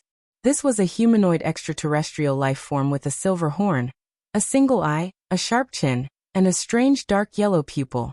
Its skin was densely covered in scales with a metallic luster. Its 2-meter-long tail was covered in sharp barbs. Looking at the creature's true form, the girl couldn't help feeling a little stunned. This was because the creature's chest was actually transparent, and inside it was something that shone like a crystal. What on earth is this? Even Sun Yinger had never seen such a creature before. After all, she had all the information on the entire void in her mind. The void had a very long history, and it stood to reason that Sun Yinger knew most of those alien creatures, but she had never seen anything like this, alien Iron Man. That was right. The more she looked at it, the more she felt that the thing glowing inside the creature's transparent chest was just like Iron Man's energy reactor. Doesn't this venerable one look very mighty and domineering? The Silverhorn man opened his mouth. In fact, he didn't really care what she thought. This is Earth, and it's normal for Earthlings to have the same aesthetic standards as the universe's average. Lotus Sun. This was the girl's first time fighting an alien. Because she didn't know what the other party was up to, the girl's expression was especially cautious. But judging from the other party's understanding of her, she could roughly infer that the senior this alien was talking about might be Peng Shiren from a while ago. Lotus Sun remembered that she had witnessed everything the last time she hid in Wang Ling's inner world. It was still vivid in his mind. The young man who had suddenly jumped out to cause trouble had almost been killed by Wang Ling. Later, he thought that he had successfully taken the old Rubik's Cube from Earth and returned to the infinite galaxy. Then she heard that there seemed to be a huge explosion in the depths of the infinite galaxy. Perhaps Peng Shiren and that sealed creature were both dead. However, judging from the current situation, the other party was not only safe and sound. They even sent narcissistic aliens from the infinite galaxy. I'll just get rid of him. At this moment, Lotus Sun closed her eyes slightly, already planning to summon Mysterious Sea. Although she really wanted to know the relationship between the silver-horned alien and Peng Shiren, it was unrealistic to consider capturing the alien alive in such a situation where human lives were at stake. Because she didn't understand this silver-horned alien at all. Jiang Yingying and Wei Ji's safety came first. The simplest and crudest way to save the two of them was to kill the alien. Miss Sun, I like the look in your eyes. I also admire your courage. You're clearly only at the Foundation establishment stage. In my hometown, you're less than a speck of dust, said the silver-horned creature. Enough nonsense. Lotus Sun frowned. So you don't even care about your friend's life? The silver-horned creature sneered, completely disregarding the girl in front of him. I promise you, if you do anything, you'll definitely regret your stupid actions later. The silver-horned creature was very confident, because he knew very well who on earth stood behind him. That was Tao Ancestor Wang's only true disciple. It was also because of Peng Shiren that the alien race, which had originally declined, had collectively completed their evolution and become a higher life form. Peng Shiren had asked him to capture Lotus Sun alive if he could, but because the gap in strength was too obvious, the silver-horned creature was worried that if he took action, this Earth girl who was only at the Foundation establishment stage might directly turn into ashes and die. Using her good friend to threaten her was perhaps the safest and most reliable way to capture her alive. Leave with me, and I promise I won't hurt you. You can also save the lives of your two friends. The silver-horned creature laughed. But if you resist, you know the consequences. With your low realm, I'll crush this girl's head the moment you attack. Let's see if you're faster or if I'm faster. Then, can I ask another question? Of course. If you have any other questions, just leave with me, and I can answer them, the silver-horned creature said very politely. You should have accomplices, right? Are they also aliens? Lotus Sun asked. Lotus Sun asked. The silver-horned man said. In fact, many aliens have come to Earth before. They wear human skin and perfectly hide among humans to carry out their activities. For example, the Scionts, the Natchiks, and the Ennead square root. My race has been lying dormant on Earth for a very long time, but they're still in their old forms. I promised them that after completing this mission, I would help them achieve evolution. Hearing this, Lotus Sun sighed inwardly. In fact, she hadn't wanted to know that much at all, and she didn't know if it was because she was overly confident in herself and wanted to show off. Sometimes, those who thought that they were strong liked to talk a lot of nonsense before a battle, spilling out some inexplicable information. Perhaps this kind of person really felt that the opponent they were facing posed no threat at all, so there was no harm in saying a little more. All right, thank you for your information. And welcome to Earth. At this moment, Lotus Sun gazed at the silver-horned creature in front of her and smiled. Human lives were at stake, and there was no time to lose. The silver-horned creature had thought that the girl in front of him had completely given up. Just as he was feeling relieved, he saw her suddenly summon an azure spirit sword. 10% alluring sword, and she didn't draw the sword directly, but just flicked the sheath with her thumb, revealing a small crack. Buzz. In the blink of an eye, a sliver of mysterious sea's sword chi seeped out from this crack. The power of the alluring sword was too great, and this was the sword chi that the girl had used in combination with the actual situation. It should be enough to deal with the silver-horned creature in front of her. You're courting death. The silver-horned creature hadn't expected the girl in front of him to be so stubborn. He flew into a rage out of humiliation, and killing intent radiated from his single yellow eye. At the same time, he was exerting force in his hand. If Lotus Sun dared to make a move, he would immediately crush the head of this girl surnamed Jiang. The silver-horned creature was a man of his word. But at this moment, a strand of blue sword chi, as thin as a gossamer thread, pierced through his chest. The silver-horned creature stared in disbelief at this scene. Mysterious Sea's azure sword chi had pierced through his chest, and along his chest his entire body was rapidly freezing. 10% alluring sword, and absolute zero. This was a powerful control-type ability that Mysterious Sea had recently comprehended. It was to ensure that the concentrated sword chi wouldn't be able to deal a fatal blow, and at the same time, provide a second layer of insurance. Anyone hit by Mysterious Sea's absolute zero sword chi would instantly freeze up just like this.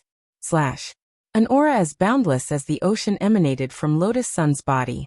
She still didn't draw the sheath, but stepped forward and easily cut off the silver-horned creature's right arm that was holding Jiang Yingying with just the sheath. Then, she cut off the silver-horned creature's head. She didn't make any unnecessary movements, but the girl who had stepped forward in her traditional Han dress was still the most dazzling firework of the night. Everything was finally over. Then Lotus Sun freed Jiang Yingying from the silver-horned creature's severed right arm, and then checked her vital signs. Her heartbeat was stable, and her pulse was normal, but there was some knockout drug in her blood. Combined with the fact that Jiang Yingying had been caught and brought here wearing only a nightgown, she must have been drugged and brought here by those aliens when she was about to get an essential oil massage in the hotel. Fortunately, she's fine. Lotus Sun secretly heaved a sigh of relief. Then, she went to look for Wei Ji. Unfortunately, Wei Ji wasn't in good condition. She had found him in a corner of this abandoned factory. His face was deathly pale, and his whole body had stiffened. He had been dead for at least 2 hours. Lotus Sun had no idea that Wei Ji had already been killed. How could this be? She immediately split off Mysterious C's healing sword chi to treat him. But unfortunately, it was all in vain. AI, there's nothing we can do now that he's dead. No matter how strong Mysterious C's healing sword chi is, it can't save someone who's been dead for 2 hours. Sun Yinger comforted her on the side. Unless there's something more powerful than Mysterious C's healing sword chi, Ling Zhenren is probably the only one who can do it. Classmate Wang Ling. At that moment, Lotus Sun suddenly thought of something. That's right. I still have this. That's the only way. I can definitely do it. Sun Yinger saw Lotus Sun fumble around in Mysterious C's sword spirit space with her eyes closed. Finally, when she opened her hand, a white rabbit creamy candy appeared in it. Didn't you have insurance? Sun Yinger was blank. When you were dragged out by President Ng for training and weren't by my side, classmate Wang Ling gave me another one. Lotus Sun said. Without the slightest hesitation, she directly unwrapped the candy and stuffed it into Wei Ji's mouth. Buzzed a warm golden light surged out of Wei Ji's body. In less than 5 seconds, she sensed that Wei Ji's aura had returned. It worked. At that moment, Lotus Sun felt a weight lift off her shoulders. If Wei Ji died just like that because of her, she would definitely feel guilty for the rest of her life. Classmate Wang Ling, I owe you another favor. The girl's face broke into a smile. At this moment, Wei Ji successfully opened his eyes. Ugh! He felt like he had had a nightmare, in which a group of aliens had kidnapped him and then tortured him nonstop, and now, he had finally woken up from the dream. Wei Ji sat up straight and saw Lotus Sun at first glance. Miss Lotus Sun, why are you here? Don't say anything, brother Wei Ji. How do you feel now? Do you feel uncomfortable anywhere? She asked with concern. Uncomfortable? Wei Ji frowned. I don't feel particularly uncomfortable anywhere, but my chest feels a little heavy. Chest heavy? Lotus Sun was blank. Then Wei Ji frowned as he touched his chest, a look of utter shock on his face. What is this? Why do I have 2 airbags? Lotus Sun. Brother Wei Ji, calm down. No. I'm definitely still in the nightmare. Miss Lotus Sun, please don't wake me up again. I want to sleep a little more. After saying that, Wei Ji's vision darkened and he fainted again. Or what should we do? Lotus Sun was at a loss. It really is very big. Sun Yinger sighed. Let's take him back first. After all, it's really hard to accept waking up as a transvestite.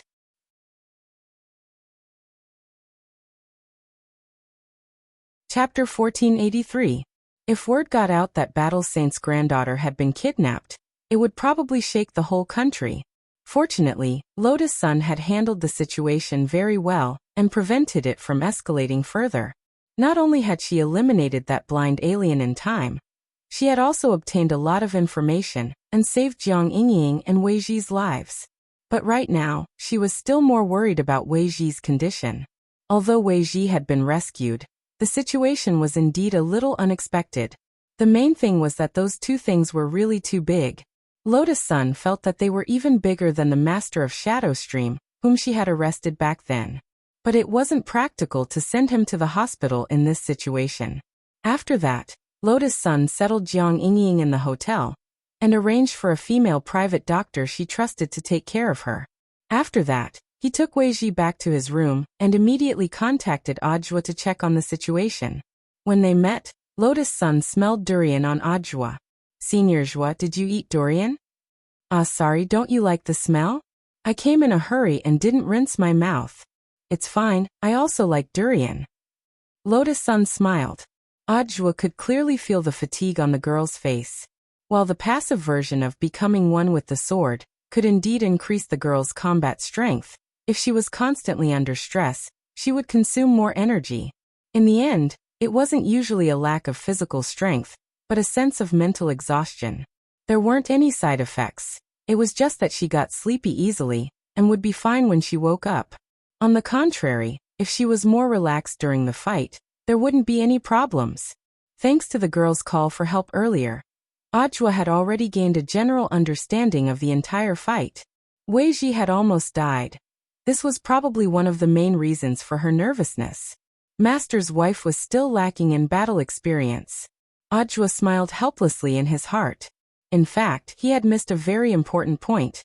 Actually, the main reason for the girl's nervousness was that during the fight, she had been constantly thinking of meeting up with Wang Ling as soon as possible. After all, she had fought Old God before. What kind of person was Old God? He was Tao ancestor Wang's first love, and the founder of the world of the gods. In that fight, the girl had never shown any fear in the face of Old God, let alone an alien whose combat strength was far inferior to Old God's. I'd better settle this matter as soon as possible, Ajwa muttered in his heart. He felt that the girl was in dire need of rest, and the tiredness could be seen from her expression.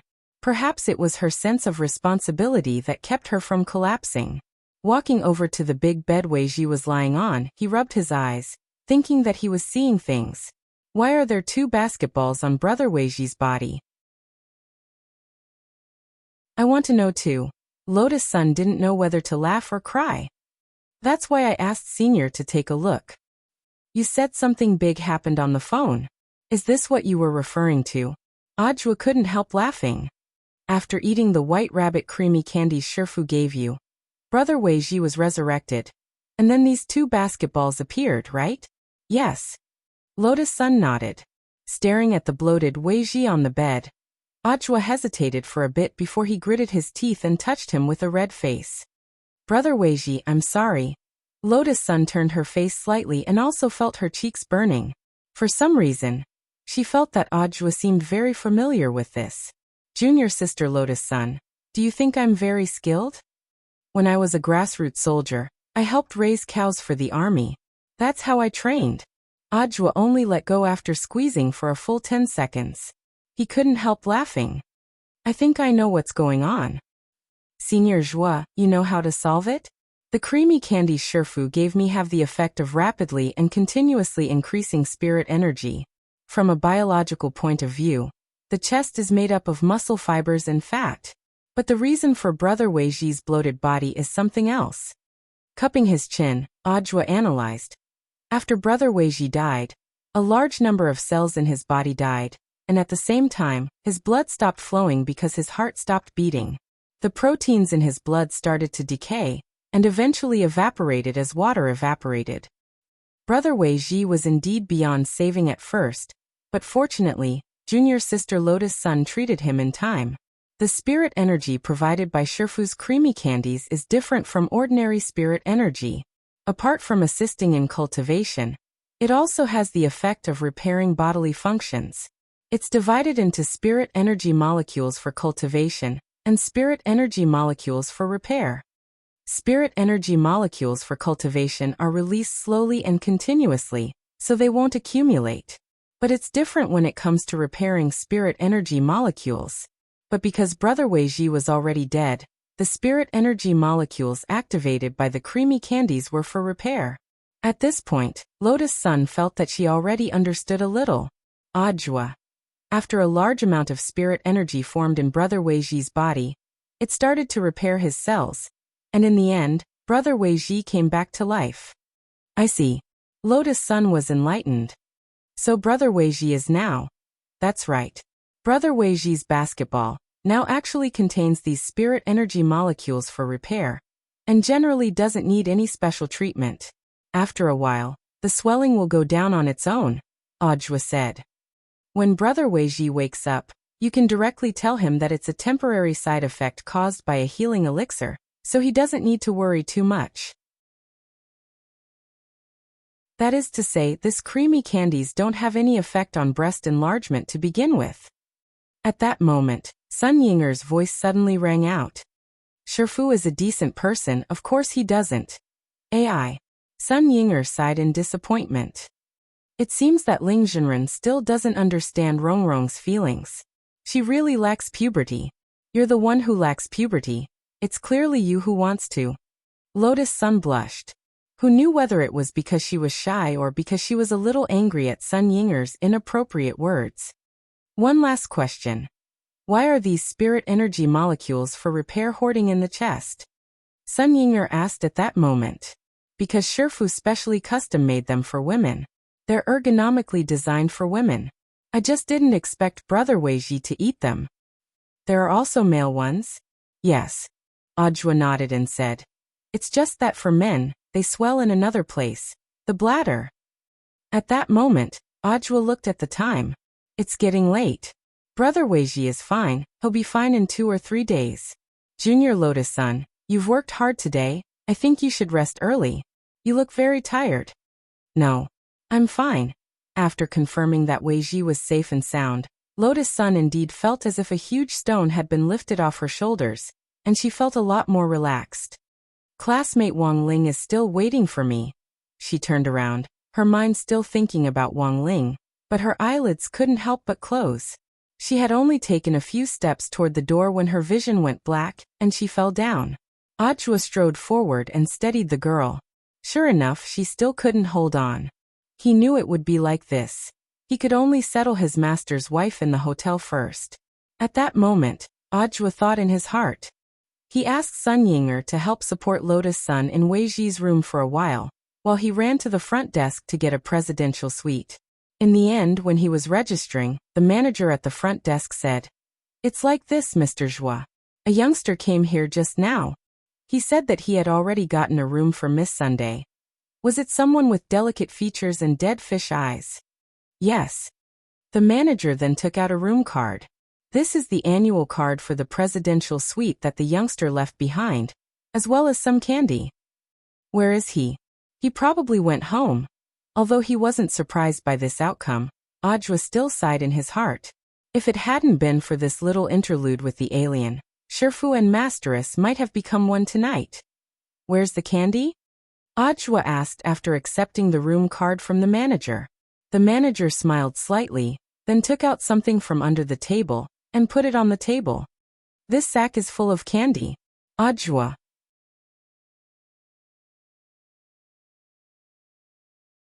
Chapter 1484. A whole sack of White Rabbit creamy candies was already Wang Ling's trump card. But for Wang Ling himself, these candies were just for being stubborn sometimes. Perhaps Lotus-san would come in handy now. Earlier, she and Golden Lamp had put on a show together to deliberately make Peng Shiren think that she had successfully retrieved Dao Ancestor Wang's heavenly Dao magic cube. Later, there had been a huge explosion in the sealed area of Infinite Milky Way, and the entire sealed area had been destroyed. The auras of the terrifying creatures sealed inside, as well as Peng Shiren, had completely disappeared without a trace. Wang Ling had thought that they wouldn't die so easily, and had been waiting for Peng Shiren's next move. Who would have thought that he would actually be right? As for why they had been able to avoid Wang Ling's inspection, Wang Ling felt that it was very likely to have something to do with that mysterious ancient black stone. The ancient stone's radiation was very strong. Even in space, which Peng Shiren regarded as his home field, under the healing light of the stars, it was still difficult for him to hold on. But even so, given Peng Shiren's intelligence, as long as he could make good use of the ancient stone's ability, it would be completely fine to use it as a signal blocker. But Wang Ling felt that this might be harming the enemy while harming himself. Peng Shiren might indeed have used the power of the ancient black stone to create a shielding space, to magically disappear from the universe. But the problem was that if Peng Shiren stayed in this shielding space for one more day, all of his abilities would be directly blocked by the ancient black stone's influence. Of course, this was just Wang Ling's guess. But it should be close to the mark. Before returning to the Wang family's small villa, Wang Ling dropped by Wang Ming's research institute. He needed Wang Ming's help, so Wang Ming took this opportunity to collect the latest data on Wang Ming, who was still wearing his white coat, took out a syringe and handed it to Wang Ling as he prepared to collect a blood sample. This is a special needle, but as usual, do it yourself. My skin is rough and thick. I definitely won't be able to pierce it. Wang Ling obediently took the syringe. Recently, Wang Ming had been working on an improved Wang Ling No. 3 integrated smart humanoid mecha armor. This was the latest third-generation mecha armor, which was much more powerful than the previous 2 generations, and had integrated a space transmission function into it. Wang Ming had set up this third-generation mecha armor in a container with a transmission function, so that when necessary, he could directly receive a transmission through satellite positioning and use it at any time. The most important thing was that Wang Ming didn't need to wear the third-generation mecha armor at all. Using the latest space compression technology, Wang Ming had implanted chips in his pores. As a result, as soon as the third-generation mecha landed on the ground, all of the mecha's body parts would automatically fit together like a jigsaw puzzle. From summoning it to equipping himself, the Ling didn't even need to. Wang Diden's Wang Wang's blood Wang's demon. Qian Diden's Qian Zai. After the blood sample was collected, Wang Ling handed the syringe back. There was no need for an antiseptic cotton to stop the bleeding. Almost as soon as the needle was pulled out, the puncture disappeared at the same time. The speed at which it healed was incomparably astonishing. So that Peng Brat's new move is to find a shoddy alien to deal with you? Wang Ming asked as he put the blood sample into a container. It's Lotus Sun, said Wang Ling. Isn't dealing with Miss Fu Rong the same as dealing with you? Wang Ming smiled evilly. It's different, Wang Ling replied. You're too impatient. Wang Ming wouldn't budge. No. Wang Ling's face was as calm as an ancient well. If you don't, then why are you talking so much to me? Wang Ming chuckled. Without another word, Wang Ling straightaway got up and prepared to wake Zhai Yin up in the sleeping cabin next door. Seeing this, Wang Ming pulled him back. Don't do this, my boy. I'm just joking. You probably don't want to wake up Zhai Yin to make you supper, right? After careful consideration, Wang Ling finally sat down again obediently. That's right. Wang Ming bared his teeth and smiled. His smile was still as warm as a spring breeze, but there was a hint of foolishness in the sunlight. Wang Ling felt that only Wang Ming had this kind of temperament. There was a saying called extremely smart.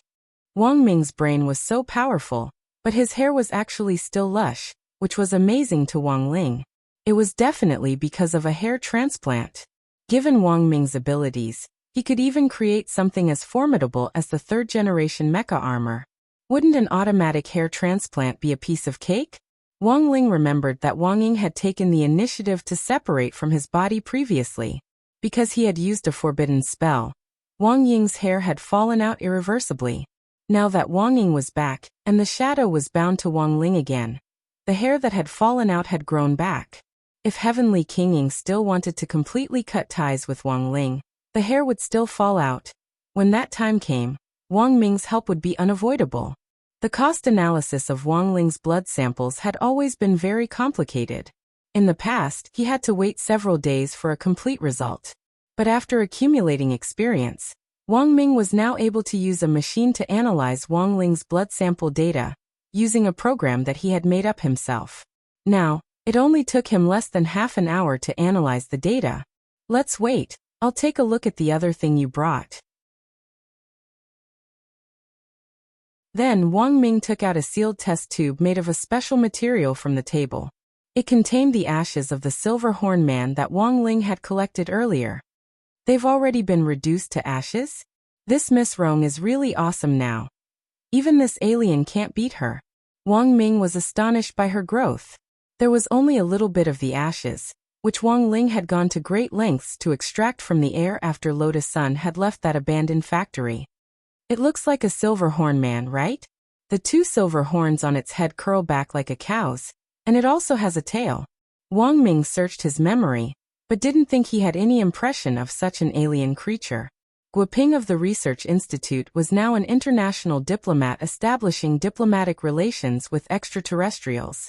Since Divine Tao Star and Earth had started working together, basically all kinds of data on extraterrestrials had been collected.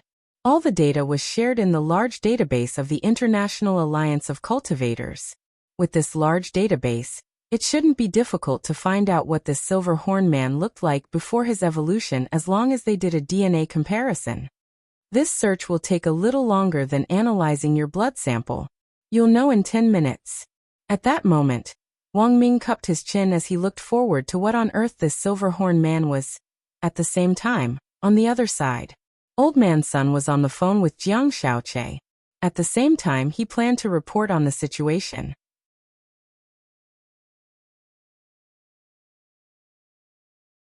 Chapter 1485. On the night Lotus Sun went to Old Street, Old Man Sun still hadn't fallen asleep. To be honest, he was a little nervous. Although he had always firmly believed in the youngster he had set his sights on.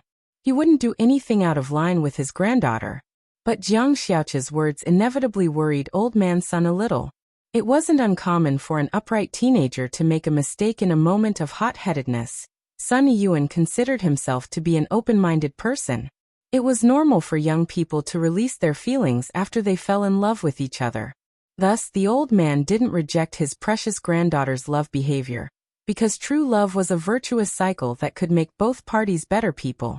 Even if they didn't end up together in the end, they would still gain a lot of growth and unforgettable experiences. And these were precious treasures that were hard to erase in life. Sunday, December 13th. In the wee hours of the morning, Jiang Xiaoqie's phone call woke Old Man Sun up from his contemplation. "How is it?" Old Man Sun asked, pretending to be calm. He wanted to know what Wang Ling would do after receiving the room card he had drawn. "Old man, I want to ask you a question first," Jiang Xiaoqie said over the phone. "Go ahead." If a person did something to a girl who was unconscious, that's beastly behavior. The old man frowned. Then what if he doesn't do anything? Jiang Xiaoqie continued. "Is the girl pretty?" Old Man Sun was suspicious. "Of course. She's as beautiful as a fairy," Jiang Xiaoqie said. "Worse than a beast," Old Man Sun said. Jiang Xiaoqie was instantly happy to get a definite answer. "Okay, I'll give you the latest update. Miss seems to have played all day today and is too tired. She didn't return to her villa, but stayed at the Holiday Inn on Old Street. No wonder Auntie Chiu told me that Rong didn't come back tonight. At the very least, this child should have sent a message to inform us. That's not the point." Jiang Xiaoqie smiled. "The point is that Wang Ling used the room card he drew to get a room for eldest miss." "Really?" Old Man Sun's pupils trembled. "Then where is classmate Wang Ling now?" "Back. After getting a room, he gave the room card to the front desk." "I can't believe he actually went back to his own home." Jiang Xiaoqie smiled and said, "That's the current situation. Is there anything you would like to say, old sir?" According to the logic of the first few questions, abandoning the beautiful girl and going home to live was clearly an act that was worse than a beast. Jiang Xiaoqie was looking forward to Old Man Sun's reply, but he heard Sun Yuan let out a long sigh of relief on the other side of the phone. Then he said loudly, "Good. I knew it. Student Wang Ling won't let me down." Jiang Xiaoqie, "Ha, what are you off for?" Old Man Sun said, "This annual pass to the presidential suite is priceless. Even if classmate Wang Ling didn't resell it, he could still make a fortune. But he didn't do so, which proves that he's a very conservative person. Classmate Wang Ling clearly could have sold it, but when his classmate was tired, he took the initiative to take out his room card and get a room for Rong so that she could rest as soon as possible. This proves once again that classmate Wang Ling is actually a very generous person.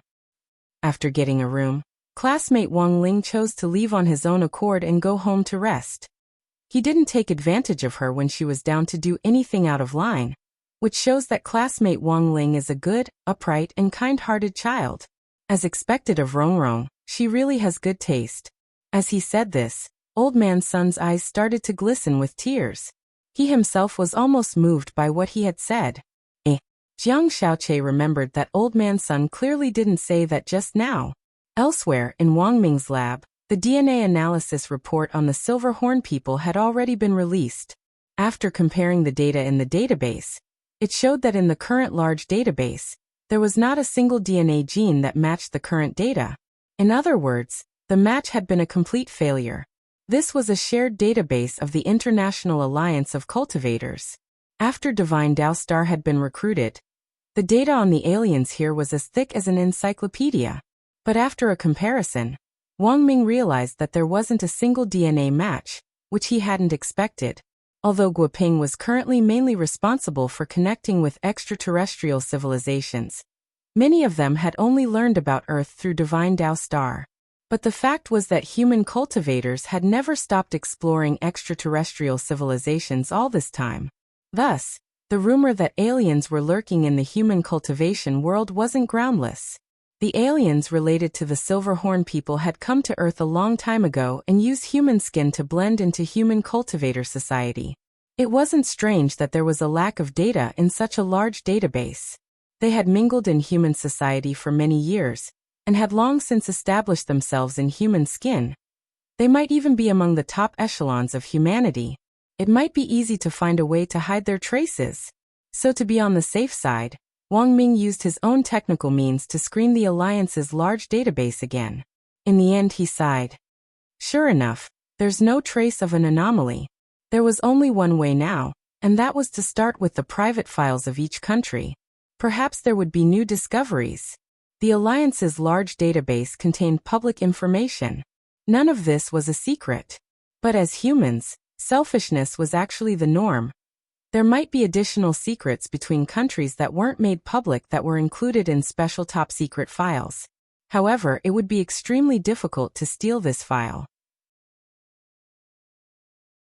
Even if Wang Ming could do it, he would have to consider a lot of issues. Because if he failed, apart from exposing his personal information, his own country would also be implicated.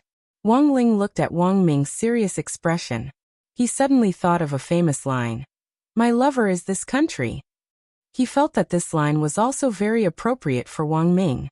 Although Wang Xiaoer was indeed a bit of an idiot sometimes, when he got serious and explored academic issues in his field of expertise, it was as if this man had become a completely different person. Give me 3 days and I'll try my best. But for safety reasons, I can only retreat if I'm in danger of being exposed. Whether or not I can get the data will depend on my luck, Wang Ming said. All right. Wang Ling nodded. Then he casually struck Wang Ming with a golden light. What is this? The Great Fortune spell, said Wang Ling. Oh, is that the spell you used before that can greatly increase your fortune? Wang Ming said. In other words, I've become a lucky emperor now? Wang Ling nodded. But little brother, do you know that lucky emperor has another meaning now? In the language of Sun Island, it also means Pai. Combined with the concept of emperor, it means someone with big breasts. The apex.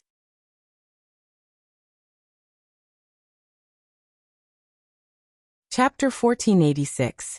That night, Wang Ling's blood analysis report was released.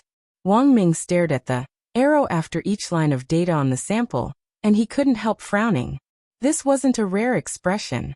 When middle-aged people in hospitals with high blood sugar levels and fatty livers received their reports, the expression on their faces was almost identical to Wang Ming's.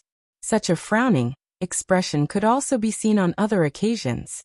For example, when your parents received your school report. For example, when you saw an author who was unfinished. For example, when your teacher found out that you hadn't done your homework and had run off to read The Daily Life of the Immortal King. For example, when you saw the author of a book write so many sentences starting with the word for example. You might also frown and wonder whether this short and small author was faking the word count. Back to business.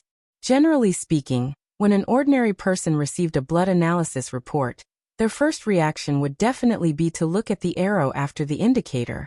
The normal range for cholesterol was 2.8 to 5.17 mol, and the test data was 6.17 mol.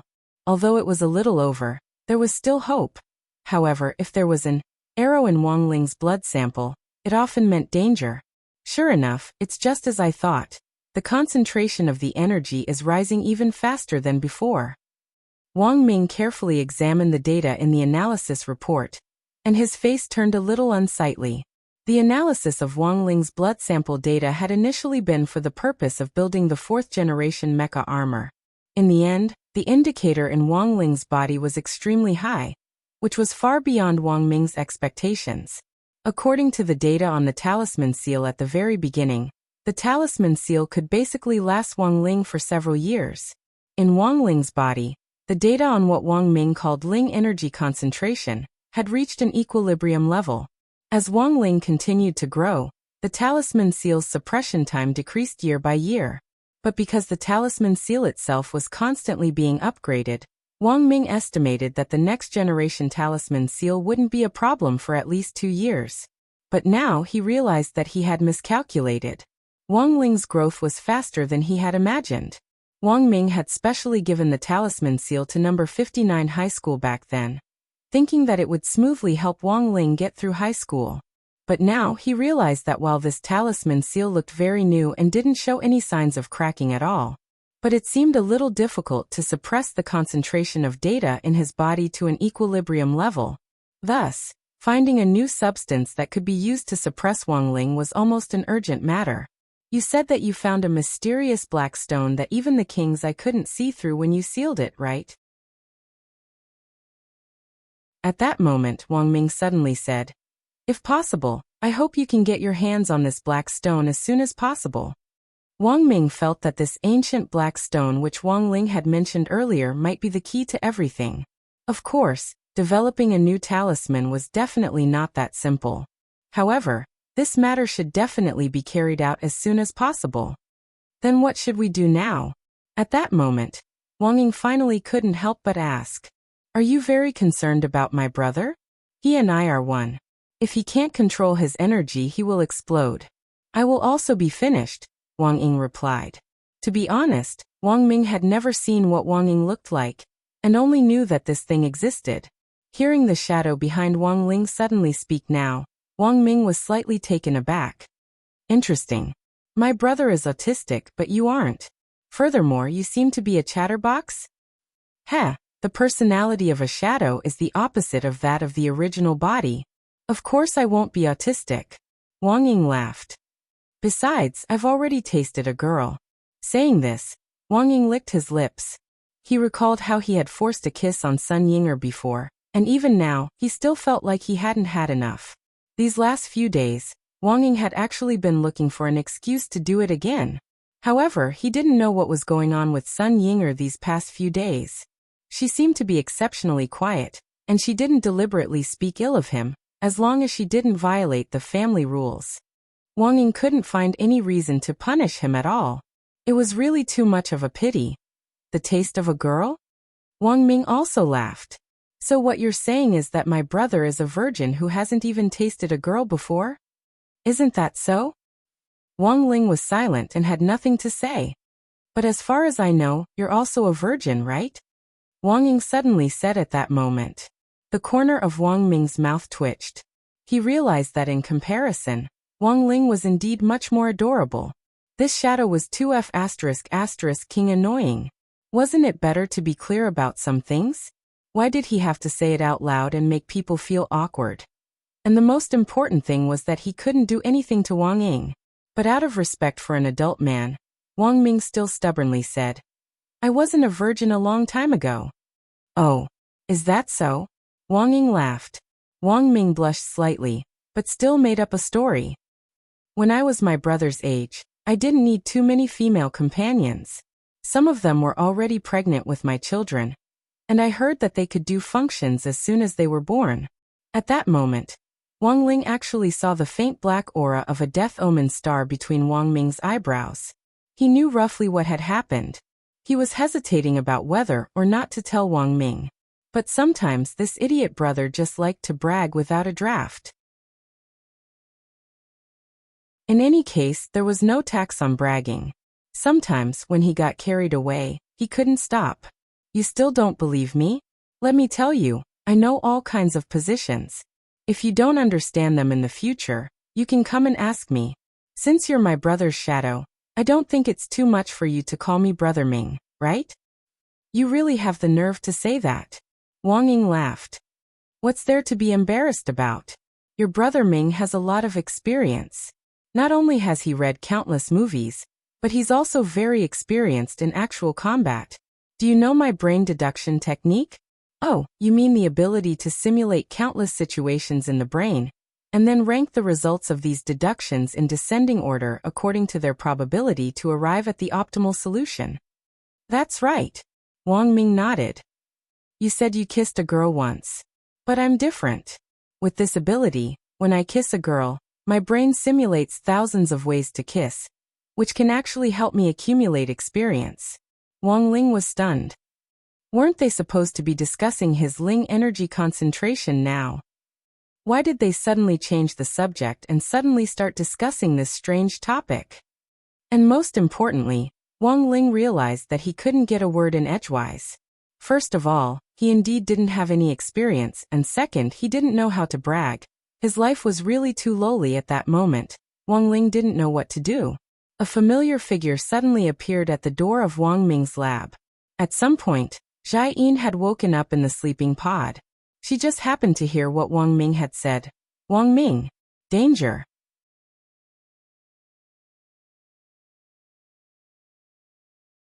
Chapter 1487.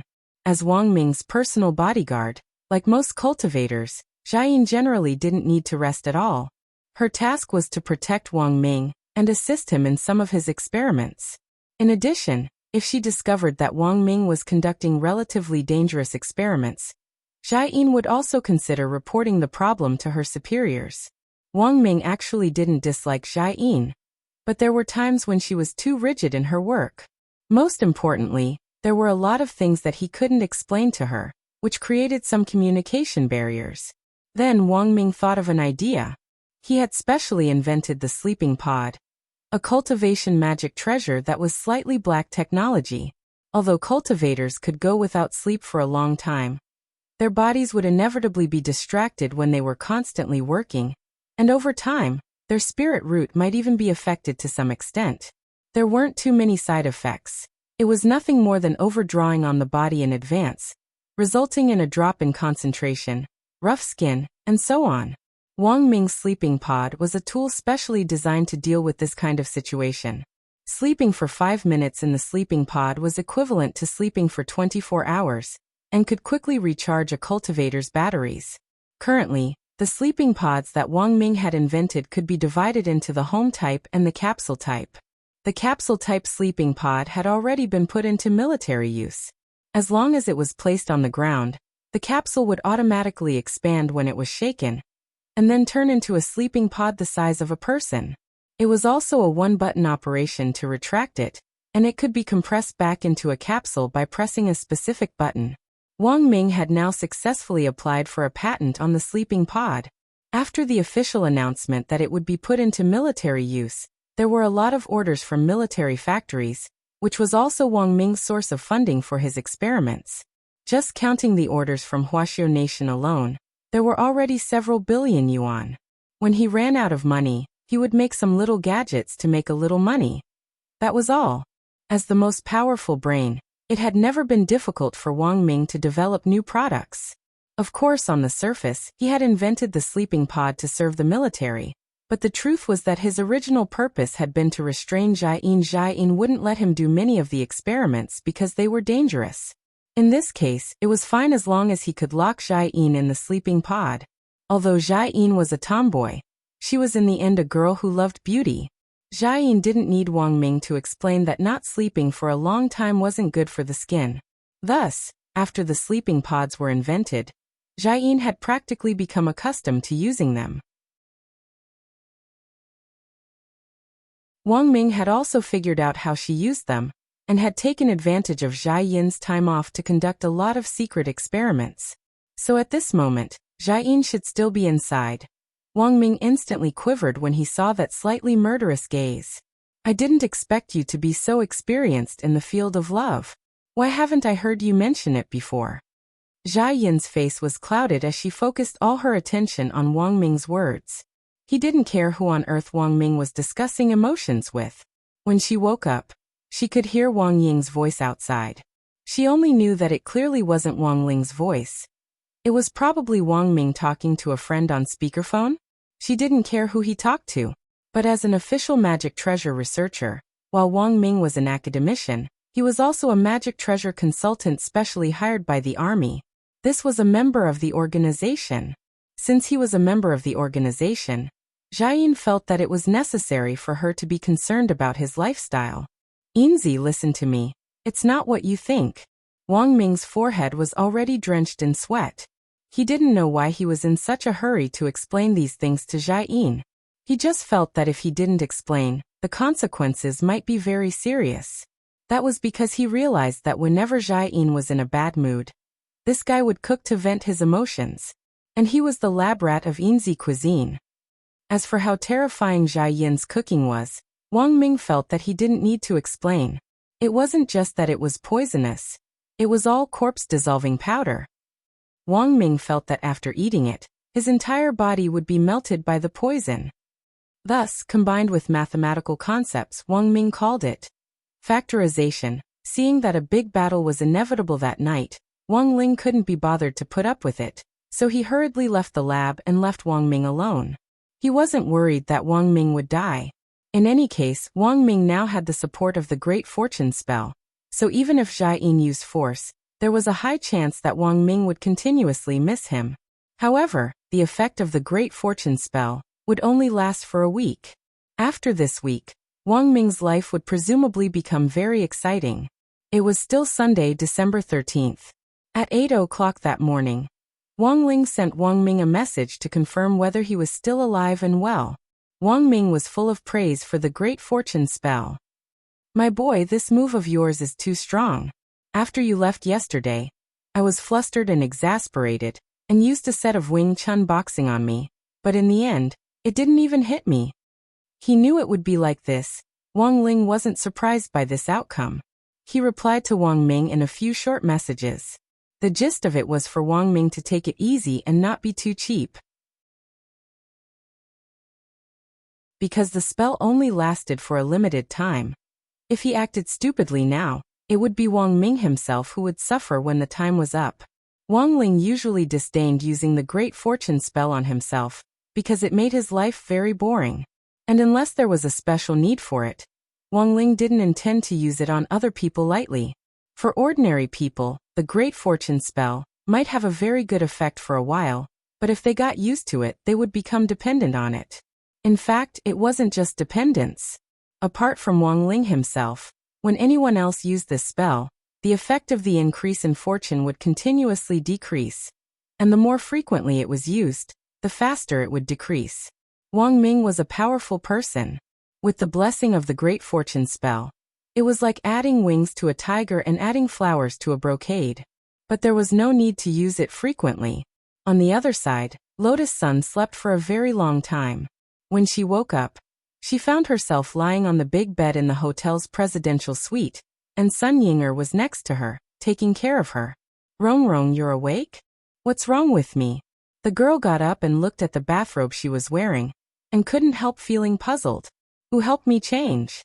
Ling Junren, of course. Sun Yinger smiled evilly. You were too tired yesterday, so you fainted.